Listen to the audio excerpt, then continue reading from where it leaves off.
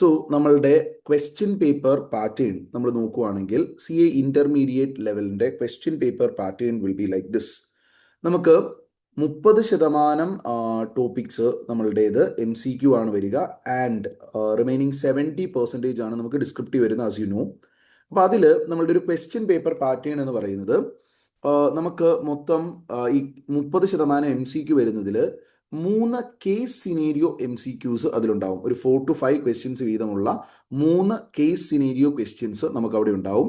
Generally ഇതുവരെ institute ചോദിച്ചു വന്നിരിക്കുന്ന ട്രെൻഡ് നോക്കിയാൽ ഒരു 2 out of 3 case scenarios accounting സ്റ്റാൻഡേർഡ്സിനെ ബേസ് ചെയ്തിട്ടുള്ള ക്വസ്റ്റ്യൻസും ഒരെണ്ണം നിങ്ങളുടെ കമ്പനി അക്കൗണ്ട്സ് ഏരിയ ആ ഏരിയയിൽ ഏതെങ്കിലും റിലേറ്റഡ് ആയിട്ടുള്ള ഒരു കേസ് സിനേരിയും. അതൊക്കെയാണ് പലപ്പോഴും ഇൻസ്റ്റിറ്റ്യൂട്ട് കേസ് സിനേരിയോയിൽ ചോദിക്കുന്ന ഒരു പാറ്റേൺ ഉള്ളത്. ഇനി അത് കൂടാതെ ഒരു 2-3 ക്വസ്റ്റ്യൻസ് സ്റ്റാൻഡ് അലോൺ MCQസും പല ടോപ്പിക്കിൽ നിന്നായിട്ട് വേണമെങ്കിൽ വരാം. ഇങ്ങനെ ഒരു 15 MCQs 2 മാർക്സ് ഈച്ച് നമ്മളുടെ ക്വസ്റ്റ്യൻ പേപ്പറിലുണ്ട്. ഇത് കൂടാതെ നമ്മളുടെ ബാക്കിയുള്ള ഏരിയാസ് നോക്കുകയാണെങ്കിൽ 70% ഡിസ്ക്രിപ്റ്റീവ് ഏരിയ നോക്കിയാൽ അവിടെ question number 1 will always be compulsory. അതും അക്കൗണ്ടിങ് സ്റ്റാൻഡേർഡ് ബേസ്ഡ് ക്വസ്റ്റ്യൻ ആണ് വരിക. ആൻഡ് ക്വസ്റ്റ്യൻ നമ്പർ 2 to 6 ഉള്ളതിൽ 5 ക്വസ്റ്റ്യൻസ് ഉണ്ട് 14 മാർക്കിൻ്റെ. അതിൽ നിന്ന് 4 എണ്ണം എഴുതണം. അവിടെയും ഒരു 1 or 2 questions accounting standard based ആയിട്ട് പലപ്പോഴും വരാം. ആൻഡ് അമാൽഗമേഷൻ പോലെ അല്ലെങ്കിൽ കൺസോൾട്ടേഷൻ പോലെ ഒരു ഫുൾ ക്വസ്റ്റ്യൻ 14 മാർക്സും വരാം. ഇന്റേണൽ റികൺസ്ട്രക്ഷൻ ഒക്കെ ചിലപ്പോൾ 7 മാർക്സ് ആവാം, ബൈബാക്ക് 7 മാർക്സ് ആവാം, ക്യാഷ് ഫ്ലോ 7 മാർക്സ് ആവാം. ഇങ്ങനെയുള്ള രീതിയിലുള്ള 7 മാർക്സിൻ്റെ ബൈഫർക്കേഷനുള്ള ക്വസ്റ്റ്യൻസ് നമുക്ക് കാണാൻ വേണ്ടി പറ്റും. ഇതാണ് നമ്മളുടെ CA ഇന്റർമീഡിയറ്റ് ലെവലിൽ ക്വസ്റ്റ്യൻ പേപ്പർ എടുത്താൽ നമ്മൾ കാണുക. അപ്പം ഈ ക്വസ്റ്റ്യൻ പേപ്പറിൽ അപ്പോൾ 30% MCQs എങ്ങനെ നമുക്ക് ഇഫക്റ്റീവായിട്ട് അറ്റൻഡ് ചെയ്യാം ഒരു കാര്യം. 2 ആ കേസ് സിനേരിയോസ് അതിൻ്റെ ഡിസ്കഷൻസ് കാര്യങ്ങൾ ഇൻസ്റ്റിറ്റ്യൂട്ട് റീസെൻ്റ്ലി ഒരു കേസ് സിനേരിയോ ബുക്ക്ലെറ്റ് അത് റിവൈസ് ചെയ്തിട്ടുണ്ട്. അപ്പോൾ റിവൈസ് ചെയ്ത് കഴിഞ്ഞപ്പോൾ നേരത്തെ ഒരു 35 കേസ് സിനേരിയോ ഉണ്ടായിരുന്നത് ഇപ്പം 56 കേസ് സിനേരിയോ ആയിട്ടുണ്ട് ഇൻസ്റ്റിറ്റ്യൂട്ടിൻ്റെ പുതിയ മെറ്റീരിയലിൽ. അപ്പോൾ 56 കേസ് സിനേരിയോസും വരുന്ന ആ ഒരു ഓരോന്നിലും എന്താണ് മേജറായിട്ടുള്ള കണ്ടന്റ് കാര്യങ്ങൾ അതിൽ നിന്ന് സെലക്റ്റഡ് ആയിട്ട് നിങ്ങൾക്ക് ഡൗട്ടുള്ള കേസ് സിനേരിയോസ്, നിങ്ങൾക്ക് എക്സ്പ്ലെയിൻ ചെയ്യേണ്ട കേസ് സിനേരിയോസ് ആ കാര്യങ്ങളോട് ഡിസ്കസ് ചെയ്യാൻ വേണ്ടിയാണ് ഈ സെഷൻ ഉള്ളത്. അപ്പോൾ ഇതിലേക്ക് വരുമ്പോൾ കേസ് സിനേരിയോ MCQസിൻ്റെ ഫസ്റ്റ് MCQ റിലേറ്റഡ് ആയിട്ട് എപ്പോൾ നിങ്ങൾ MCQ അറ്റൻഡ് ചെയ്യണം, ഒരു ക്വസ്റ്റ്യൻ പേപ്പർ നിങ്ങൾ എക്സാം എൻവിറോൺമെൻറ്റിൽ അറ്റൻഡ് ചെയ്യുമ്പോൾ എപ്പോൾ നിങ്ങൾ MCQ അറ്റൻഡ് ചെയ്യണം, MCQ റീഡ് ചെയ്യണം എന്ന് ചോദിച്ചാൽ ജനറലി എക്സാമിനേഷനിൽ 1:45 നിങ്ങളുടെ കയ്യിൽ ക്വസ്റ്റ്യൻ പേപ്പർ കിട്ടും. MCQ ബുക്ക്ലെറ്റ് എൻ്റെ അറിവ് ശരിയാണെങ്കിൽ അത് നിങ്ങളുടെ എക്സാമിനേഷൻ്റെ ടൈം എഴുതാനുള്ള ടൈം തുടങ്ങിക്കഴിഞ്ഞാൽ മാത്രമേ പൊട്ടിക്കാൻ പറ്റുള്ളൂ. 2 ബുക്ക്ലെറ്റ് ആയിരിക്കും. MCQൻ്റെ ബുക്ക്ലെറ്റ് പൊട്ടിക്കാൻ പറ്റുക 2 മണി എന്ന് പറയുന്ന സമയത്താണ്. കൂൾ ഓഫ് ടൈമിൽ നമ്മുടെ റീഡിംഗ് ടൈമിൽ MCQൻ്റെ ബുക്ക്ലെറ്റ് പൊട്ടിക്കാൻ പറ്റില്ലെന്നാണ് എൻ്റെ അണ്ടർസ്റ്റാൻഡിങ്. അപ്പോൾ ബേസിക്കലി നിങ്ങൾക്ക് ആ കൂളിംഗ് പീരിയഡിൽ റീഡിംഗ് ടൈമിൽ നിങ്ങൾക്ക് ഡിസ്ക്രിപ്റ്റീവ് ആയിരിക്കും വായിക്കേണ്ടത്. അപ്പോൾ അതിൽ നിങ്ങൾ എന്ത് ചെയ്യുക, ക്വസ്റ്റ്യൻ നമ്പർ 2 മുതൽ 6 വരെയുള്ള ക്വസ്റ്റ്യൻസ് വായിക്കുക. ആ ക്വസ്റ്റ്യൻസ് വായിച്ചതിന് ശേഷം നിങ്ങൾക്ക് അവിടെ ഏത് ക്വസ്റ്റ്യൻ ലീവ് ചെയ്യണം എന്നുള്ള ഡിസിഷൻ എടുക്കുക. ദെൻ ക്വസ്റ്റ്യൻ നമ്പർ 1 കൂടി നിങ്ങൾ വായിക്കുക. ക്വസ്റ്റ്യൻ നമ്പർ 1 കൂടി വായിച്ചതിന് ശേഷം നിങ്ങൾ ഏത് ക്വസ്റ്റ്യൻ ആദ്യം എഴുതണം എന്നുള്ളതിൻ്റെ ഒരു ഐഡിയയും കൂടി നിങ്ങൾ മനസ്സിൽ കൊണ്ടുവരിക. അതിൻ്റെ ബേസിസിൽ നിങ്ങൾ 2 അല്ലെങ്കിൽ 3 ഡിസ്ക്രിപ്റ്റീവ് ക്വസ്റ്റ്യൻ എഴുതിയതിന് ശേഷം മാത്രം MCQയിലേക്ക് വരിക. MCQ ഒരിക്കലും നിങ്ങൾ ആദ്യവും തുടങ്ങരുത്, MCQ ഒരിക്കലും നിങ്ങൾ അവസാനത്തേക്കും വെക്കരുത്. ഇതാണ് എനിക്ക് നിങ്ങൾക്ക് തരാനുള്ള ഫസ്റ്റ് റെക്കമെൻഡേഷൻ. MCQ ആദ്യം എഴുതാൻ വേണ്ടി എടുത്താലുള്ള ഏറ്റവും വലിയ ഡിഫിക്കൽട്ടി എന്താണെന്ന് ചോദിച്ചാൽ MCQ പേപ്പറിൻ്റെ MCQ ക്വസ്റ്റ്യൻസ് നിങ്ങൾക്ക് അക്കൗണ്ടിങ് സ്റ്റാൻഡേർഡ്സിലൊക്കെയുള്ള ക്വസ്റ്റ്യൻസ് നോക്കിയാൽ മൾട്ടിപ്പിൾ സ്റ്റാൻഡേർഡ്സിൻ്റെ ഇമ്പാക്റ്റ് ഉള്ള ക്വസ്റ്റ്യൻസ് ആയിരിക്കും അതിലുള്ളത്. മൾട്ടിപ്പിൾ സ്റ്റാൻഡേർഡ്സ് അതിൽ കയറി ഇറങ്ങുന്നുണ്ടാവും. നിങ്ങൾക്ക് ചിലപ്പോൾ AS10ൻ്റെ കൂടെ AS12 AS16 ബാക്കിയുള്ള പല സ്റ്റാൻഡേർഡ്സ് ഒക്കെ മിക്സ് ചെയ്തിട്ടായിരിക്കാം നിങ്ങളുടെ ക്വസ്റ്റ്യൻ ഉണ്ടാവുക. അപ്പോൾ അങ്ങനെയുള്ള ഒരു സിറ്റുവേഷനിൽ നിങ്ങൾ സാധാരണ ഡിസ്ക്രിപ്റ്റീവ് എഴുതി പഠിച്ചിട്ടുള്ള ക്വസ്റ്റ്യനേക്കായാലും അത് നിങ്ങൾക്ക് പ്രോസസ്സ് ചെയ്യാനായിട്ടും ചിന്തിക്കാൻ വേണ്ടിയും ചിലപ്പോൾ അന്നേരം ആദ്യത്തെ ക്വസ്റ്റ്യൻ തന്നെ എടുത്ത് ചെയ്യുമ്പോൾ ടൈം വന്നേക്കാം. അതുപോലെ തന്നെ നിങ്ങൾ റീഡിംഗ് ടൈമിൽ നിങ്ങൾ ക്വസ്റ്റ്യൻ്റെ ആൻസർ പ്ലാൻ ചെയ്തപ്പം ചില കാര്യങ്ങളൊക്കെ എന്തൊക്കെ വേണമെന്ന് നോക്കി വെച്ചേക്കുന്നത് ചിലപ്പോൾ മറന്നു പോവുകയും ചെയ്തേക്കാം. അതുകൊണ്ട് 2-3 ഡിസ്ക്രിപ്റ്റീവ് ആദ്യം എഴുതി ഒരു 3:15-3:30 കൂടി മാത്രം നിങ്ങൾ MCQ എന്ന് പറയുന്ന ബുക്ക്ലെറ്റ് MCQവിൻ്റെ ബുക്ക്ലെറ്റിലുള്ള ക്വസ്റ്റ്യൻസ് എടുക്കുക. ഇനി എം സി ക്യുവിൻ്റെ ഒരിക്കലും ലാസ്റ്റിലേക്കും വെക്കരുത്. ഇപ്പം ചിലർക്കൊക്കെ പറ്റിയ ഒരു അബദ്ധമാണ് നമ്മൾ എം സി ക്യു ലാസ്റ്റിലേക്ക് വെച്ച് 4:30 സ്റ്റാർട്ട് ചെയ്ത ചിലരൊക്കെ ഉണ്ട് പലപ്പോഴും. അപ്പോൾ അങ്ങനെയൊക്കെ വരുമ്പോൾ പലപ്പോഴും പറ്റാവുന്ന ഒരു പ്രശ്നം എന്താണെന്ന് ചോദിച്ചാൽ നമുക്ക് എം സി ക്യു കംപ്ലീറ്റ് ചെയ്യാൻ പറ്റാതെ പോകുന്ന സിറ്റുവേഷൻസ് വന്നിട്ടുണ്ട് എന്നുള്ളത് സ്റ്റുഡൻസ് നമ്മളോട് പറഞ്ഞിട്ടുണ്ട്. അപ്പോൾ ആ രീതിയിലുള്ള പ്രശ്നങ്ങളും ചിലപ്പം വരാം. അപ്പോൾ ഒരിക്കലും എം സി ക്യു വെച്ച് സ്റ്റാർട്ട് ചെയ്യാനും നോക്കരുത്, എം സി ക്യു അവസാനത്തേക്കും വെക്കരുത്. ഒരു 3:15 3:30 എന്ന് പറയുന്ന സമയമൊക്കെ ആകുമ്പോൾ എം സി ക്യുവിൻ്റെ ബുക്ക് 2-3 ക്വസ്റ്റ്യൻസ് ഡിസ്ക്രിപ്റ്റീവ് എഴുതിയതിന് ശേഷം എം സി ക്യു എടുക്കുക. ഇനി എം സി ക്യുവിൻ്റെ ക്വസ്റ്റ്യൻസ് നമ്മൾ അറ്റൻഡ് ചെയ്യുമ്പോഴും നേരെ ക്വസ്റ്റ്യൻ സിനേരിയോ വായിച്ചു തുടങ്ങരുത്. ആദ്യം എം സി ക്യു ആ ക്വസ്റ്റ്യൻസ് ഇല്ലേ, നമ്മുടെ ഓപ്ഷൻസും ക്വസ്റ്റ്യൻസും ആയിട്ട് എടുക്കുന്ന ക്വസ്റ്റ്യൻസ് ഗ്ലാൻസ് ത്രൂ എന്താ ക്വസ്റ്റ്യൻസ് ചോദിച്ചിരിക്കുന്നതെന്ന് നോക്കുക. അപ്പം എന്താണ് ആ ക്വസ്റ്റ്യനിൽ ചോദിച്ചിരിക്കുന്നത് നമ്മൾ എന്തിനാണ് മനസ്സിലാക്കുന്നതെന്ന് ചോദിച്ചാൽ, ഒന്ന് ആ ചില റിക്വയർമെൻറ്റ് കാണുമ്പോൾ അറിയാം ഏതൊക്കെ സ്റ്റാൻഡേർഡ് അതിനകത്ത് കയറി ഇറങ്ങിയിട്ടുണ്ട്. അപ്പോൾ എന്തൊക്കെ കാര്യങ്ങൾ ചിന്തിക്കണം എന്നുള്ളത് നിങ്ങൾക്ക് ഒരു ചെറിയൊരു ഐഡിയ കിട്ടും.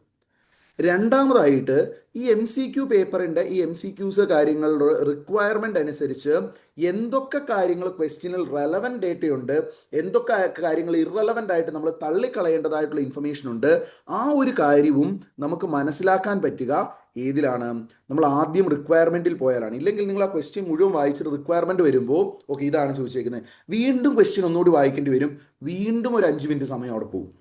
ഓക്കെ, ആ പ്രശ്നം വരാതിരിക്കാൻ വേണ്ടിയാണ് പറയുന്നത് നമ്മൾ എം സി ക്യുവിൻ്റെ റിക്വയർമെൻറ്റ് ജസ്റ്റ് ഗ്ലാൻസ് ത്രൂ നോക്കിയിട്ട് വേണം സിനേരിയോ കംപ്ലീറ്റ് ആയിട്ട് വായിച്ച് നോക്കാൻ. അപ്പോൾ ഒരു സിനേരിയോയുടെ വായിച്ച് തുടങ്ങി കുറച്ച് എത്തുമ്പോൾ തന്നെ നമുക്ക് ഏതാണ് ഇയർ 1 ഇന്ന വാല്യൂ എത്രയാണെന്നാണ് ചോദിക്കുന്നതെങ്കിൽ ഇയർ 1 ഇൻഫർമേഷൻ മുഴുവൻ വായിച്ചു കഴിഞ്ഞാൽ you will be able to pick that answer. അങ്ങനെ ആ സിനേരിയോ വായിക്കുമ്പം തന്നെ നിങ്ങൾക്ക് കുറച്ചുകൂടി എന്ത് ചെയ്യാനായിട്ട് പറ്റും, എം സി ക്യുവിൻ്റെ ആൻസർ ചെയ്യാനായിട്ട് പറ്റും. അപ്പം ആ ഒരു കാര്യത്തിനും അത് ഹെൽപ്ഫുൾ ആയിരിക്കും. അപ്പോൾ ആ രീതിയിൽ നിങ്ങൾ എന്ത് ചെയ്യുവാണ്, നിങ്ങളുടെ പേപ്പർ സ്ട്രക്ചർ ചെയ്യുവാണെങ്കിൽ നിങ്ങൾക്ക് എന്ത് ചെയ്യാൻ പറ്റും, ഒരു 3 ക്വസ്റ്റ്യൻ നിങ്ങൾ 1.5 മണിക്കൂർ കൊണ്ട് നിങ്ങളൊരു 3 ക്വസ്റ്റ്യൻ അറ്റൻഡ് ചെയ്താൽ 3 × 14 42 മാർക്ക് നിങ്ങൾ ഓൾറെഡി പേപ്പർ അറ്റൻഡ് ചെയ്തിട്ടുണ്ടാവും. ഇനി 3:30 മുതൽ 4:30 വരെ 1 മണിക്കൂർ സമയം നിങ്ങൾക്ക് എം സി ക്യു പോയാൽ പോലും വീണ്ടും 30 മാർക്ക് അറ്റൻഡ് ചെയ്തിട്ട് നിങ്ങൾക്ക് എത്രയാം, നിങ്ങൾക്ക് 42ൻ്റെ കൂടെ വീണ്ടും 30 മാർക്ക് കൂടി ചേർത്ത് 72 മാർക്ക് നിങ്ങൾക്ക് 4:30 ആയപ്പോഴത്തേനും തീർന്നിട്ടുണ്ടാവും. കംഫർട്ടബിൾ ആയിട്ട് ഒരു ക്വസ്റ്റ്യനും കൂടി എഴുതിയാൽ പോലും ഒരു 85+ നിങ്ങൾക്ക് നിങ്ങളുടെ പേപ്പർ എന്ത് ചെയ്യാൻ പറ്റും, അറ്റൻഡ് ചെയ്യാനായിട്ട് പറ്റും. നേരെ മറിച്ച് നിങ്ങൾ ഈ ഒരു സ്ട്രാറ്റജി അല്ലാത്ത സിറ്റുവേഷനിൽ പലപ്പോഴും നിങ്ങൾക്കൊരു 80-ൽ താഴെയോ 70 താഴെയോ ഒക്കെ ആയി പോയിട്ടുണ്ടെങ്കിൽ it will be very disadvantages. For example നിങ്ങൾ 2 മണിക്ക് എം സി ക്യു വെച്ച് ക്വസ്റ്റ്യൻ പേപ്പർ സ്റ്റാർട്ട് ചെയ്തു, എം സി ക്യു 1 മണിക്കൂർ എടുത്താൽ ഡിസ്ക്രിപ്റ്റീവ് മൊത്തം ഇനി 2 മണിക്കൂർ കൊണ്ട് 70 മാർക്ക് എഴുതണം എന്ന് പറഞ്ഞാൽ നിങ്ങളൊരു പാനിക് സിറ്റുവേഷനിലേക്ക് പോകും. പലപ്പോഴും അറിയാവുന്നത് പോലും നമ്മൾ പ്രോപ്പറായിട്ട് എഴുതാതെ ടെൻഷൻ കയറി തെറ്റിക്കാനുള്ള സാധ്യത കൂടുതലാണ്. അപ്പോൾ ആ പ്രശ്നങ്ങളൊന്നും വരാതിരിക്കാൻ വേണ്ടി ഫസ്റ്റ് നമ്മൾ ചെയ്യേണ്ട കാര്യം നമ്മളുടെ ഒരു 2 അല്ലെങ്കിൽ 3 എം സി ക്യൂസ് നമ്മളുടെ ഡിസ്ക്രിപ്റ്റീവ് എഴുതി ഒരു 3:30 വരെയൊക്കെ നിങ്ങൾ ഡിസ്ക്രിപ്റ്റീവ് എഴുതിയതിന് ശേഷം അതിനുശേഷം മാത്രം നിങ്ങൾ എന്തിലേക്ക് വരിക, എം സി ക്യുവിലേക്ക് വരിക. ഇതാണ് ഫസ്റ്റ് നിങ്ങളുടെ എക്സാമിനേഷൻ എഴുതുന്നത് റിലേറ്റഡ് ആയിട്ട് എനിക്ക് പറയാനായിട്ടുള്ള ഫസ്റ്റ് കാര്യം. ഇനി രണ്ടാമതായിട്ട് നമുക്ക് നമ്മളുടെ എക്സാമിനേഷനിലേക്ക് വരുമ്പോൾ 2-3 കാര്യങ്ങളാണ്. ഒന്ന്, ആർ ടി പി നോക്കുമ്പോൾ പലർക്കും ഉള്ളൊരു കൺഫ്യൂഷനാണ്, നമുക്ക് 2-3 അമെൻമെൻറ്റ്സ് ഒക്കെ ആർ ടി പിയുടെ ഫ്രണ്ടിൽ കിടപ്പുണ്ട്. അപ്പോൾ ഈ ആർ ടി പിയുടെ ഫ്രണ്ടിലുള്ള അമെൻമെൻറ്റ്സ് കാര്യങ്ങൾ അതിൽ എത്രത്തോളം ഇതുണ്ട്, അതിൽ നിന്ന് എക്സാമിനേഷൻ എത്രത്തോളം ക്വസ്റ്റ്യൻ വരാം എന്നുള്ള ഒരു സംഭവം. അപ്പോൾ നമ്മളുടെ ആർ ടി പി നോക്കിയാൽ അതിൽ 2 അമെൻമെൻറ്റിനെ കുറിച്ചാണ് അതിൻ്റെ ഇൻഫർമേഷൻ കിടക്കുക.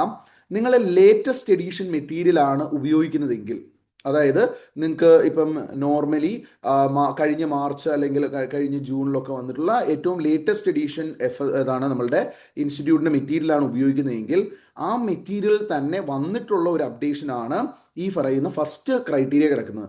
അതായത് നമ്മളുടെ ആപ്ലിക്കബിലിറ്റി ഓഫ് അക്കൗണ്ടിങ് സ്റ്റാൻഡേർഡ് എന്ന് പറയുന്ന 3rd ചാപ്റ്ററിൽ കമ്പനീസിൻ്റെ ക്ലാസിഫിക്കേഷൻ SMC നോൺ SMC പോലെ തന്നെ നോൺ കമ്പനി എൻറ്റിറ്റീസിൻ്റെ ക്ലാസിഫിക്കേഷനും നമുക്ക് 2ആയിട്ട് കിടപ്പുണ്ട്. SMC നോൺ SMC ക്ലാസിഫിക്കേഷൻ അല്ലാതെ നോൺ കമ്പനി എൻറ്റിറ്റീസ് വരുമ്പം അവിടെ നമുക്ക് കിടക്കുന്ന സിറ്റുവേഷൻ എന്ന് പറഞ്ഞാൽ നോൺ കമ്പനി എൻറ്റിറ്റീസിന് പണ്ട് ലെവൽ 1, ലെവൽ 2, ലെവൽ 3, ലെവൽ 4 എന്ന് പറഞ്ഞ് 4 ക്രൈറ്റീരിയ ഉണ്ടായിരുന്നു. ആ ക്രൈറ്റീരിയ പോയിട്ട് പകരം ഏതാണ് SMC നോൺ SMC പോലെ ഏതാണ് ലാർജ് എൻറ്റിറ്റീസ് MSME എന്ന് പറഞ്ഞുകൊണ്ടുള്ള ആ ക്രൈറ്റീരിയ വന്നതാണ് ഈ പറയുന്ന ആദ്യം കിടക്കുന്ന അമെൻമെൻറ്റ്. അപ്പം നോർമൽ സ്റ്റഡി മെറ്റീരിയലോ റീസെൻ്റ്ലി ക്ലാസ് നിങ്ങൾ അറ്റൻഡ് ചെയ്തവരോ ആണ് എങ്കിൽ ഓൾറെഡി നിങ്ങളുടെ ഫാക്കൽറ്റീസ് ഈ പറയുന്ന ലാർജ് എൻറ്റിറ്റീസ് ആൻഡ് MSME എന്നുള്ള കാറ്റഗറി വെച്ചിട്ടായിരിക്കും പഠിപ്പിച്ചിട്ടുണ്ടാവുക. അപ്പം ആ സിറ്റുവേഷനിൽ നിങ്ങൾക്ക് ഒരു ഡിഫറൻസും അത് വരുത്തുന്നില്ല. സോ ഇത് നോക്കിയിട്ടില്ലെങ്കിൽ നിങ്ങൾക്ക് ഏതാണ് ഈ അമെൻമെൻറ്റ് റിലേറ്റഡ് ആയിട്ടുള്ള ഒരു ചെറിയ ഇത് കാര്യം മാത്രമാണ്. നമുക്ക് കുറച്ചുകൂടി എളുപ്പമാവുകയാണ് അവിടെ ചെയ്തേക്കുന്നത്. SMCയുടെ ക്രൈറ്റീരിയ എന്താണോ അതാണ് MSMEയുടെ ക്രൈറ്റീരിയ, എന്താണോ non-SMCയുടെ ക്രൈറ്റീരിയ അത് തന്നെയാണ് ലാർജ് എൻറ്റിറ്റിയുടെ ക്രൈറ്റീരിയ. വ്യത്യാസമൊന്നുമില്ല. കമ്പനി മാറി നോൺ കമ്പനി ആകുമ്പോൾ ഈ രീതിയിൽ നമുക്ക് ഓർത്തിരിക്കാൻ എളുപ്പമുള്ള ഒരു അമെൻമെൻ്റ് ആണ് വന്നിരിക്കുന്നത്. അപ്പോൾ നിങ്ങൾ പഠിച്ചിട്ടില്ലാത്തവരാണെങ്കിലും ആ ഒരു ഇമ്പാക്റ്റ് മാത്രമാണ്. ചിലപ്പോൾ 6th ക്വസ്റ്റ്യനിൽ ഒരു തിയറട്ടിക്കൽ ക്വസ്റ്റ്യൻ ആയിട്ട് അത് ലിസ്റ്റ് ചെയ്യാനായിട്ടോ ആപ്ലിക്കബിലിറ്റി റിലേറ്റഡ് ആയിട്ടുള്ള ഒരു ക്വസ്റ്റ്യനോ വേണമെങ്കിൽ ഈ പറയുന്ന ആപ്ലിക്കബിലിറ്റി ഓഫ് അക്കൗണ്ടിങ് സ്റ്റാൻഡേർഡ്സ് ഏരിയയിൽ നമുക്കൊന്ന് എക്സ്പെക്ട് ചെയ്യാം. ഓക്കെ, അതല്ലെങ്കിൽ MCQനകത്ത് ഒരു 2 മാർക്ക് ഒരു സ്റ്റാൻഡ് ലോൺ MCQ വേണമെങ്കിൽ നമുക്ക് എക്സ്പെക്ട് ചെയ്യാം. ഇതാണ് നമുക്ക് ആ ഒരു അമെൻമെന്റ് ഉള്ളത്. ലേറ്റസ്റ്റ് എഡീഷൻ സ്റ്റഡി മെറ്റീരിയൽ ഉപയോഗിക്കുന്നവർക്ക് it is not an issue. നിങ്ങൾ റീസെൻ്റ്ലി ക്ലാസ് അറ്റൻഡ് ചെയ്തവരാണെങ്കിൽ it is not an issue. Generally ആ പ്രോപ്പർ ആയിട്ടുള്ള ക്രൈറ്റീരിയ വെച്ച് തന്നെയായിരിക്കും നിങ്ങളുടെ ക്ലാസ്സുകൾ പോയിട്ടുണ്ടാവുക. രണ്ടാമതായിട്ട് കിടക്കുന്ന ഒരു അമെൻമെൻ്റ് ആണ്. എൻ്റെ അടുത്ത് ചില സ്റ്റുഡൻസ് നമുക്ക് ഈ പറയുന്ന വാട്സപ്പിലും ഇതിലും ഒക്കെ അല്ലെങ്കിൽ ഇൻസ്റ്റഗ്രാമിലും ഒക്കെ മെസ്സേജ് അയച്ച് ചോദിച്ച ഒരു സാധനമാണ്. AS 22 റിലേറ്റഡ് ഒരു അമെൻമെൻറ്റ് വന്നിട്ടുണ്ടല്ലോ സാർ, എന്തെങ്കിലും ഞങ്ങൾ ചെയ്യണോ, എവിടെയെങ്കിലും ഇമ്പാക്റ്റ് ഉണ്ടോ എന്ന് ചോദിച്ചാൽ ദി ആൻസർ ഇസ് നോ. എവിടെയും നിങ്ങൾക്ക് ആ അമെൻമെൻറ്റ് കൊണ്ട് ഒരു ഹ്യൂജ് ഇമ്പാക്റ്റ് വരാൻ പോകുന്നില്ല. കാരണം നമ്മളുടെ ടാക്സേഷനിൽ നമ്മളുടെ G20 കൺട്രീസ് ഉണ്ട്. G20 കൺട്രീസ് അല്ലെങ്കിൽ ഏതാണ് നമ്മളുടെ OECD എന്ന് പറയുന്ന ഏതാണ് organisation for economic corporation and development, ആ ഒരു എൻറ്റിറ്റി. ഓക്കെ, ആ ഒരു G20 കൺട്രീസ് അല്ലെങ്കിൽ OECDയുടെ ഒരു പുതിയൊരു റിക്വയർമെൻറ്റ് വന്നതാണ്. ഇപ്പം ഈ പറയുന്ന ആപ്പിൾ, ഗൂഗിൾ പോലുള്ള വലിയ കമ്പനീസ് ഇല്ലേ, അവർ വർക്ക് ചെയ്യുന്ന കമ്പനികളുടെ ടാക്സ് റേറ്റ് കൂടുതലാണെങ്കിൽ അവരെന്ത് ചെയ്യും, ടാക്സ് റേറ്റ് കുറവുള്ളിടത്ത് അവരുടെ ഹെഡ് ഓഫീസോ കാര്യങ്ങളോ ഒക്കെ ഫോം ചെയ്ത് അങ്ങോട്ടേക്ക് പ്രോഫിറ്റ് ഷിഫ്റ്റ് ചെയ്തിട്ട് ഒരു ടാക്സും ചിലപ്പം പേ ചെയ്യില്ല, അല്ലെങ്കിൽ വളരെ ചെറിയ ടാക്സ് മാത്രം പേ ചെയ്യുന്ന സിറ്റുവേഷൻസ്. അപ്പോൾ ഈ പറയുന്ന പല കൺട്രീസിനും അതുകൊണ്ട് ടാക്സ് ലോസ് വരുമ്പോൾ അങ്ങനെയുള്ള സിറ്റുവേഷൻസിൽ ഇങ്ങനെയുള്ള ലാർജ് കമ്പനി 750 മില്യൺ യൂറോയിൽ കൂടുതൽ സെയിലുള്ള മൾട്ടിനാഷണൽ കമ്പനീസ് അവരുടെ സിറ്റുവേഷനിൽ അവർ എന്ത് ചെയ്യണം, ഗ്ലോബലി മൊത്തത്തിൽ നോക്കുമ്പോൾ അവരുടെ പ്രോഫിറ്റിൻ്റെ ഒരു 15% ടാക്സ് അവർ പേ ചെയ്തിട്ടുണ്ടാവണം. ഇല്ലെങ്കിൽ ഏതാണോ ഹോം കൺട്രീസ് വരുന്നത് ആ കൺട്രിയിൽ എന്ത് ചെയ്യണം, ടോപ്പ് അപ്പ് ടാക്സ് എന്ന് പറഞ്ഞുകൊണ്ട് അവരൊരു 15% ആയിട്ടില്ല എങ്കിൽ ഒരു എക്സ്ട്രാ ടാക്സ് പേ ചെയ്യേണ്ടി വരും എന്നൊരു റിക്വയർമെൻറ്റ് ഈ G20 കൺട്രീസിൻ്റെ സമ്മിറ്റിൽ എടുത്തിട്ടുണ്ടായിരുന്നു. അതിൻ്റെ പുറത്ത് ഇന്ത്യയിലും പല രാജ്യങ്ങളിലും ഈ പറയുന്ന നമ്മളുടെ പില്ലർ 2 ടാക്സസ് എന്ന് പറഞ്ഞുകൊണ്ട് ഈ പറയുന്ന ടാക്സിൻ്റെ റിക്വയർമെൻറ്റ് നമ്മുടെ ടാക്സേഷൻ ലോയ്ക്ക് അകത്തേക്ക് വരാൻ പോകുന്നുണ്ട്. ഇവർ പറയുന്നത് അങ്ങനെ ഒരു റിക്വയർമെൻറ്റ് റിലേറ്റഡ് ആയിട്ട് ഡെഫേർഡ് ടാക്സ് അസറ്റോ ലയബിലിറ്റിയോ ഒന്നും ക്രിയേറ്റ് ചെയ്യേണ്ട ആവശ്യമില്ല. അതാണ് അമെൻമെൻറ്റ്. അപ്പം നമ്മൾ നോർമലി ചെയ്തുകൊണ്ടിരുന്ന ഒരു ഡെഫേർഡ് ടാക്സിൻ്റെ പ്രോബ്ലത്തിലോ AS 22വിൻ്റെ നോർമലി ഉള്ള ഒരു പ്രോബ്ലത്തിലോ ഒരു സിറ്റുവേഷനിലോ ഈ പില്ലർ 2 ടാക്സസിൻ്റെ ഇമ്പാക്റ്റ് നിങ്ങൾക്ക് വരില്ല. സോ ഇവിടെ ഒരു അമെൻമെൻറ്റ് കിടക്കുന്നുണ്ടെങ്കിൽ നിങ്ങൾ ഇതുവരെ പഠിച്ചിരുന്ന വെച്ച് നോർമൽ രീതിയിൽ തന്നെ നിങ്ങളുടെ പ്രോബ്ലം ചെയ്തു പോവുക. ഇതാണ് എക്സ്ട്രാ എനിക്ക് ഈ പറയുന്ന അമെൻമെൻറ്റ്സ് റിലേറ്റഡ് ആയിട്ട് നിങ്ങളോട് പറയാനായിട്ടുള്ളത്. ഓക്കെ അല്ലേ? ഇത്രയും കാര്യങ്ങൾ ക്ലിയർ ആണോ എല്ലാവർക്കും? ഇത്രയും കാര്യങ്ങൾ ക്ലിയർ ആണോ എവ്രിവൺ? ഇത്രയും കാര്യങ്ങൾ ക്ലിയർ ആണോ? ഒന്ന് ചാറ്റ് ബോക്സിലൊക്കെ ഒന്ന് റെസ്പോണ്ട് ചെയ്താൽ വളരെ നല്ലതായിരുന്നു. ക്ലിയർ ആണോ? യെസ്. ഓക്കെ, അപ്പം ഞാൻ പറഞ്ഞത് ഒന്ന് MCQയിൽ എങ്ങനെ നിങ്ങൾ അറ്റൻഡ് ചെയ്യണം, 2 അമെൻമെൻറ്റ്സ് ആയിട്ട് നമ്മുടെ RTPയിലുള്ള കാര്യങ്ങൾ എന്തൊക്കെയാണ്. Okay, fine, perfect. അപ്പോൾ നമുക്ക് കേസ് സിനേരിയോ ബുക്ക്ലെറ്റിലേക്കാണ് നമ്മുടെ major discussion. Case scenario booklet ആണ്. അപ്പോൾ കേസ് സിനേരിയോ ബുക്ക്ലെറ്റിൽ നമ്മൾ ഇൻസ്റ്റിറ്റ്യൂട്ടിൻ്റെ കേസ് സിനേരിയോ ബുക്ക്ലെറ്റ് എടുക്കുകയാണെങ്കിൽ May 2026 ഓൺവേർഡ്സ് ഉള്ള കേസ് സിനേരിയോ ബുക്ക്ലെറ്റിൽ നമുക്ക് ഇൻസ്റ്റിറ്റ്യൂട്ട് എന്ത് തന്നിട്ടുണ്ട്, മൊത്തമുള്ള കേസ് സിനേരിയോസ് ഇൻഡെക്സ് നോക്കിയാൽ we are having 56 case scenarios. We are having 56 case scenarios. അപ്പം ഈ പറയുന്ന 56 കേസ് സിനേരിയോസിൻ്റെ ഒരു ഇൻഡെക്സ്, ഓക്കെ, 56 കേസ് സിനേരിയോസിൻ്റെ ഒരു ഇൻഡെക്സ് ഞാൻ ആദ്യം പ്രിപ്പയർ ചെയ്തിട്ടുണ്ട്. ഞാൻ ഓൾറെഡി സിക്കാസയ്ക്ക് ദീക്ഷയുടെ കോർഡിനേറ്റേഴ്സ് കാര്യങ്ങൾക്ക് നമ്മളുടെ കോട്ടയം സിക്കാസയിലുള്ളവർക്ക് ഞാൻ ഇതിൻ്റെ ഇൻഡെക്സ് അയച്ചു കൊടുക്കാം. സംഭവം എന്താണെന്ന് ചോദിച്ചാൽ ഏതൊക്കെ കേസ് സിനേരിയോ MCQs, ഏതൊക്കെ കേസ് സിനേരിയോസ് ഏതൊക്കെ ടോപ്പിക് റിലേറ്റഡ് ആണ് എന്നുള്ള കാര്യമാണ്. അപ്പം ഇത് നോക്കിയിട്ട് നിങ്ങൾ അവസാനത്തെ നിമിഷം ഏതെങ്കിലും കേസ് സിനേരിയോ നിങ്ങൾക്ക് എടുത്ത് ഏതെങ്കിലും ടോപ്പിക്കിൻ്റെ തന്നെയായിട്ട് നിങ്ങൾക്ക് നോക്കണം എന്ന് തോന്നുവാണെങ്കിൽ അതിന് ഹെൽപ്ഫുൾ ആകുന്ന ഒരു ഇൻഡെക്സ് ആണ് ഏതൊക്കെ കേസ് സിനേരിയോയിൽ ഏതൊക്കെ ടോപ്പിക്ക് ടെസ്റ്റ് ചെയ്യുന്നുണ്ട് എന്നുള്ളതാണ്. 56 കേസ് സിനേരിയോയ്ക്കും ഈ പറയുന്ന സംഭവം ഏതൊക്കെ ടോപ്പിക്കാണ് എന്നുള്ള ഒരു ഒരു ഏതാണ് ഇൻഡെക്സ് ആണിത്. അപ്പം നിങ്ങൾക്ക് ഈ ഒരു സംഭവത്തിൻ്റെ ബേസിൽ എന്ത് ചെയ്യാനായിട്ട് പറ്റും? നിങ്ങൾക്ക് കേസ് സിനേരിയോ MCQസിൽ നിങ്ങൾക്ക് പ്രാക്ടീസ് ലാസ്റ്റ് ഡേ റിവിഷൻ ഒക്കെ നടത്തുമ്പോൾ നിങ്ങൾക്ക് ഹെൽപ്ഫുൾ ആവാൻ വേണ്ടിയാണ് ഈ ഒരു സംഭവം ഞാൻ ചെയ്തേക്കുന്നത്. അപ്പോൾ ഇതിനകത്ത് നമ്മൾ നോക്കുവാണെങ്കിൽ ഒന്നാമത്തെ കാര്യം കേസ് സിനേരിയോ MCQസിനുള്ള ഏറ്റവും വലിയ സ്പെഷ്യാലിറ്റി ഇൻസ്റ്റിറ്റ്യൂട്ട് പലപ്പോഴും ചോദിക്കുന്ന പല കേസ് സിനേരിയോ MCQസും മൾട്ടിപ്പിൾ സ്റ്റാൻഡേർഡിൻ്റെ ഇമ്പാക്റ്റ് ഉള്ളതാണ്. ഫോർ എക്സാമ്പിൾ സെപ്റ്റംബർ 2024 എക്സാമിനേഷൻ എടുക്കുവാണെങ്കിൽ അവിടെ AS2 valuation of inventory, AS10 PPE, AS13 investment, AS16 borrowing cost 4 സ്റ്റാൻഡേർഡിന്റെ കമ്പൈൻഡ് ആപ്ലിക്കേഷൻ വരുന്ന രീതിയിലാണ് അന്ന് അവർ ഫസ്റ്റ് കേസ് സിനേരിയോ ചോദിച്ചത്. അതുപോലെ ഏതൊരു എക്സാമിനേഷൻ എടുത്താലും ജനറലി ഇൻസ്റ്റിറ്റ്യൂട്ട് ചോദിക്കുന്ന കേസ് സിനേരിയോ MCQസ് നമുക്ക് എന്തായിരിക്കും? മൾട്ടിപ്പിൾ സ്റ്റാൻഡേർഡ്സിന്റെ ഇമ്പാക്റ്റ് ഉണ്ടാകും അക്കൗണ്ടിങ് സ്റ്റാൻഡേർഡ് ബേസ്ഡ് ആയിട്ടുള്ള കേസ് സിനേരിയോയിൽ. നേരെ മറിച്ച് നമ്മളുടെ അല്ലാത്ത കേസ് സിനേരിയോസ് നമ്മളുടെ ഏതാണ് ചിലപ്പോൾ നമ്മളുടെ എനിക്ക് തോന്നുന്നു മെയ് അറ്റംപ്റ്റ് ആണോ, May 24 ആണോ, അതെയോ January 25 അറ്റംപ്റ്റ് ആണോ എന്ന് ഞാൻ ഓർക്കുന്നില്ല. നമുക്കൊരു ഇന്റേണൽ റിക്കൺസ്ട്രക്ഷൻ്റെ ക്വസ്റ്റ്യനും ക്യാഷ് ഫ്ലോയും കൂടി മിക്സ് ചെയ്തിട്ടും അവർ കേസ് സിനേരിയോ ചോദിച്ചിട്ടുണ്ടായിരുന്നു. അപ്പം മൾട്ടിപ്പിൾ ടോപ്പിക്സിൻ്റെ മിക്സ് ഉള്ള കേസ് സിനേരിയോസ് നിങ്ങൾ എക്സ്പെക്ട് ചെയ്യണം. ചിലപ്പോൾ നിങ്ങൾക്ക് ലക്കിലി എന്ത് ചെയ്യാണ് ഒരു സ്റ്റാൻഡേർഡിന് മാത്രം ഇംപ്ലിക്കേഷൻ ഉള്ള നോർമൽ പ്രോബ്ലം ടൈപ്പ് ഒരു കേസ് സിനേരിയോ MCQs നിങ്ങൾക്ക് കിട്ടിയേക്കാം. ഫോർ എക്സാമ്പിൾ കഴിഞ്ഞ റീസെന്റ് എക്സാമിനേഷനിൽ സെപ്റ്റംബർ 2025 എക്സാമിനേഷനിൽ സെഗ്മെന്റ് റിപ്പോർട്ടിംഗ് AS17 എന്ന് പറയുന്ന ടോപ്പിക്കിൽ നിന്ന് നിങ്ങൾക്ക് ഒരു ക്വസ്റ്റ്യൻ വന്നതിനകത്ത് ആദ്യം ഓരോ ക്രൈറ്റീരിയ വെച്ചിട്ട് റിപ്പോർട്ടബിൾ സെഗ്മെന്റ് ഏതാണെന്നും മൊത്തം എത്ര റിപ്പോർട്ടബിൾ സെഗ്മെന്റ് ഉണ്ടെന്നും ഒരു 4 ക്വസ്റ്റ്യൻ വളരെ സിമ്പിൾ ആയിട്ട് AS17 എന്ന് പറയുന്ന സ്റ്റാൻഡേർഡിനെ മാത്രം ബേസ് ചെയ്ത് നിങ്ങൾക്ക് കിട്ടി. ചിലപ്പോൾ നമുക്ക് ലക്കുണ്ടെങ്കിൽ ആ രീതിയിലുള്ള കേസ് സിനേരിയോസ് കിട്ടാം, അതല്ലെങ്കിൽ മൾട്ടിപ്പിൾ സ്റ്റാൻഡേർഡ്സിന്റെ ഇമ്പാക്റ്റ് ഉള്ള ക്വസ്റ്റ്യൻസ് കിട്ടാം. അപ്പോൾ ഇങ്ങനെ നിങ്ങൾക്ക് ഒരു കേസ് സിനേരിയോ MCQ വരുമ്പോൾ അതിൽ ഏറ്റവും വലിയ പ്രശ്നം ഞാൻ ആദ്യം പറഞ്ഞതുപോലെ എന്താണ്? നല്ല ലെങ്ത് ആയിരിക്കും. അപ്പോൾ പലതവണ വായിക്കാൻ നമുക്ക് സമയമില്ല. ആദ്യം റിക്വയർമെന്റ് നമ്മൾ നോക്കിപ്പോണം. നമുക്ക് ഫോർ എക്സാമ്പിൾ ആദ്യം ഞാൻ AS26 ഒരു നല്ല ക്വസ്റ്റ്യൻ ഉണ്ട്. AS26 ക്വസ്റ്റ്യൻ ആണ്. കേസ് സിനേരിയോ 1 നല്ല ക്വസ്റ്റ്യൻ ആണ്. നമുക്ക് ആ കേസ് സിനേരിയോ 1 എടുത്തിട്ട് ഈ ഒരു സിറ്റുവേഷൻ എന്താണ് എന്നുള്ളത് നമുക്കൊന്ന് ഇവാലുവേറ്റ് ചെയ്യാം. ഇപ്പൊ കേസ് സിനേരിയോ 1 ഇത് ഒത്തിരി വലുപ്പമുള്ള ക്വസ്റ്റ്യൻ ഒന്നും അല്ല. ഇത് ആദ്യം മുതലേ വായിച്ചു പോയാലും പ്രശ്നമൊന്നും വരുന്നതല്ല. ബട്ട് സ്റ്റിൽ നമുക്ക് എന്താ ചോദിച്ചേക്കുന്നത് എന്നുള്ളത് നമുക്ക് ആദ്യം ഒന്ന് ഇവാലുവേറ്റ് ചെയ്യാം.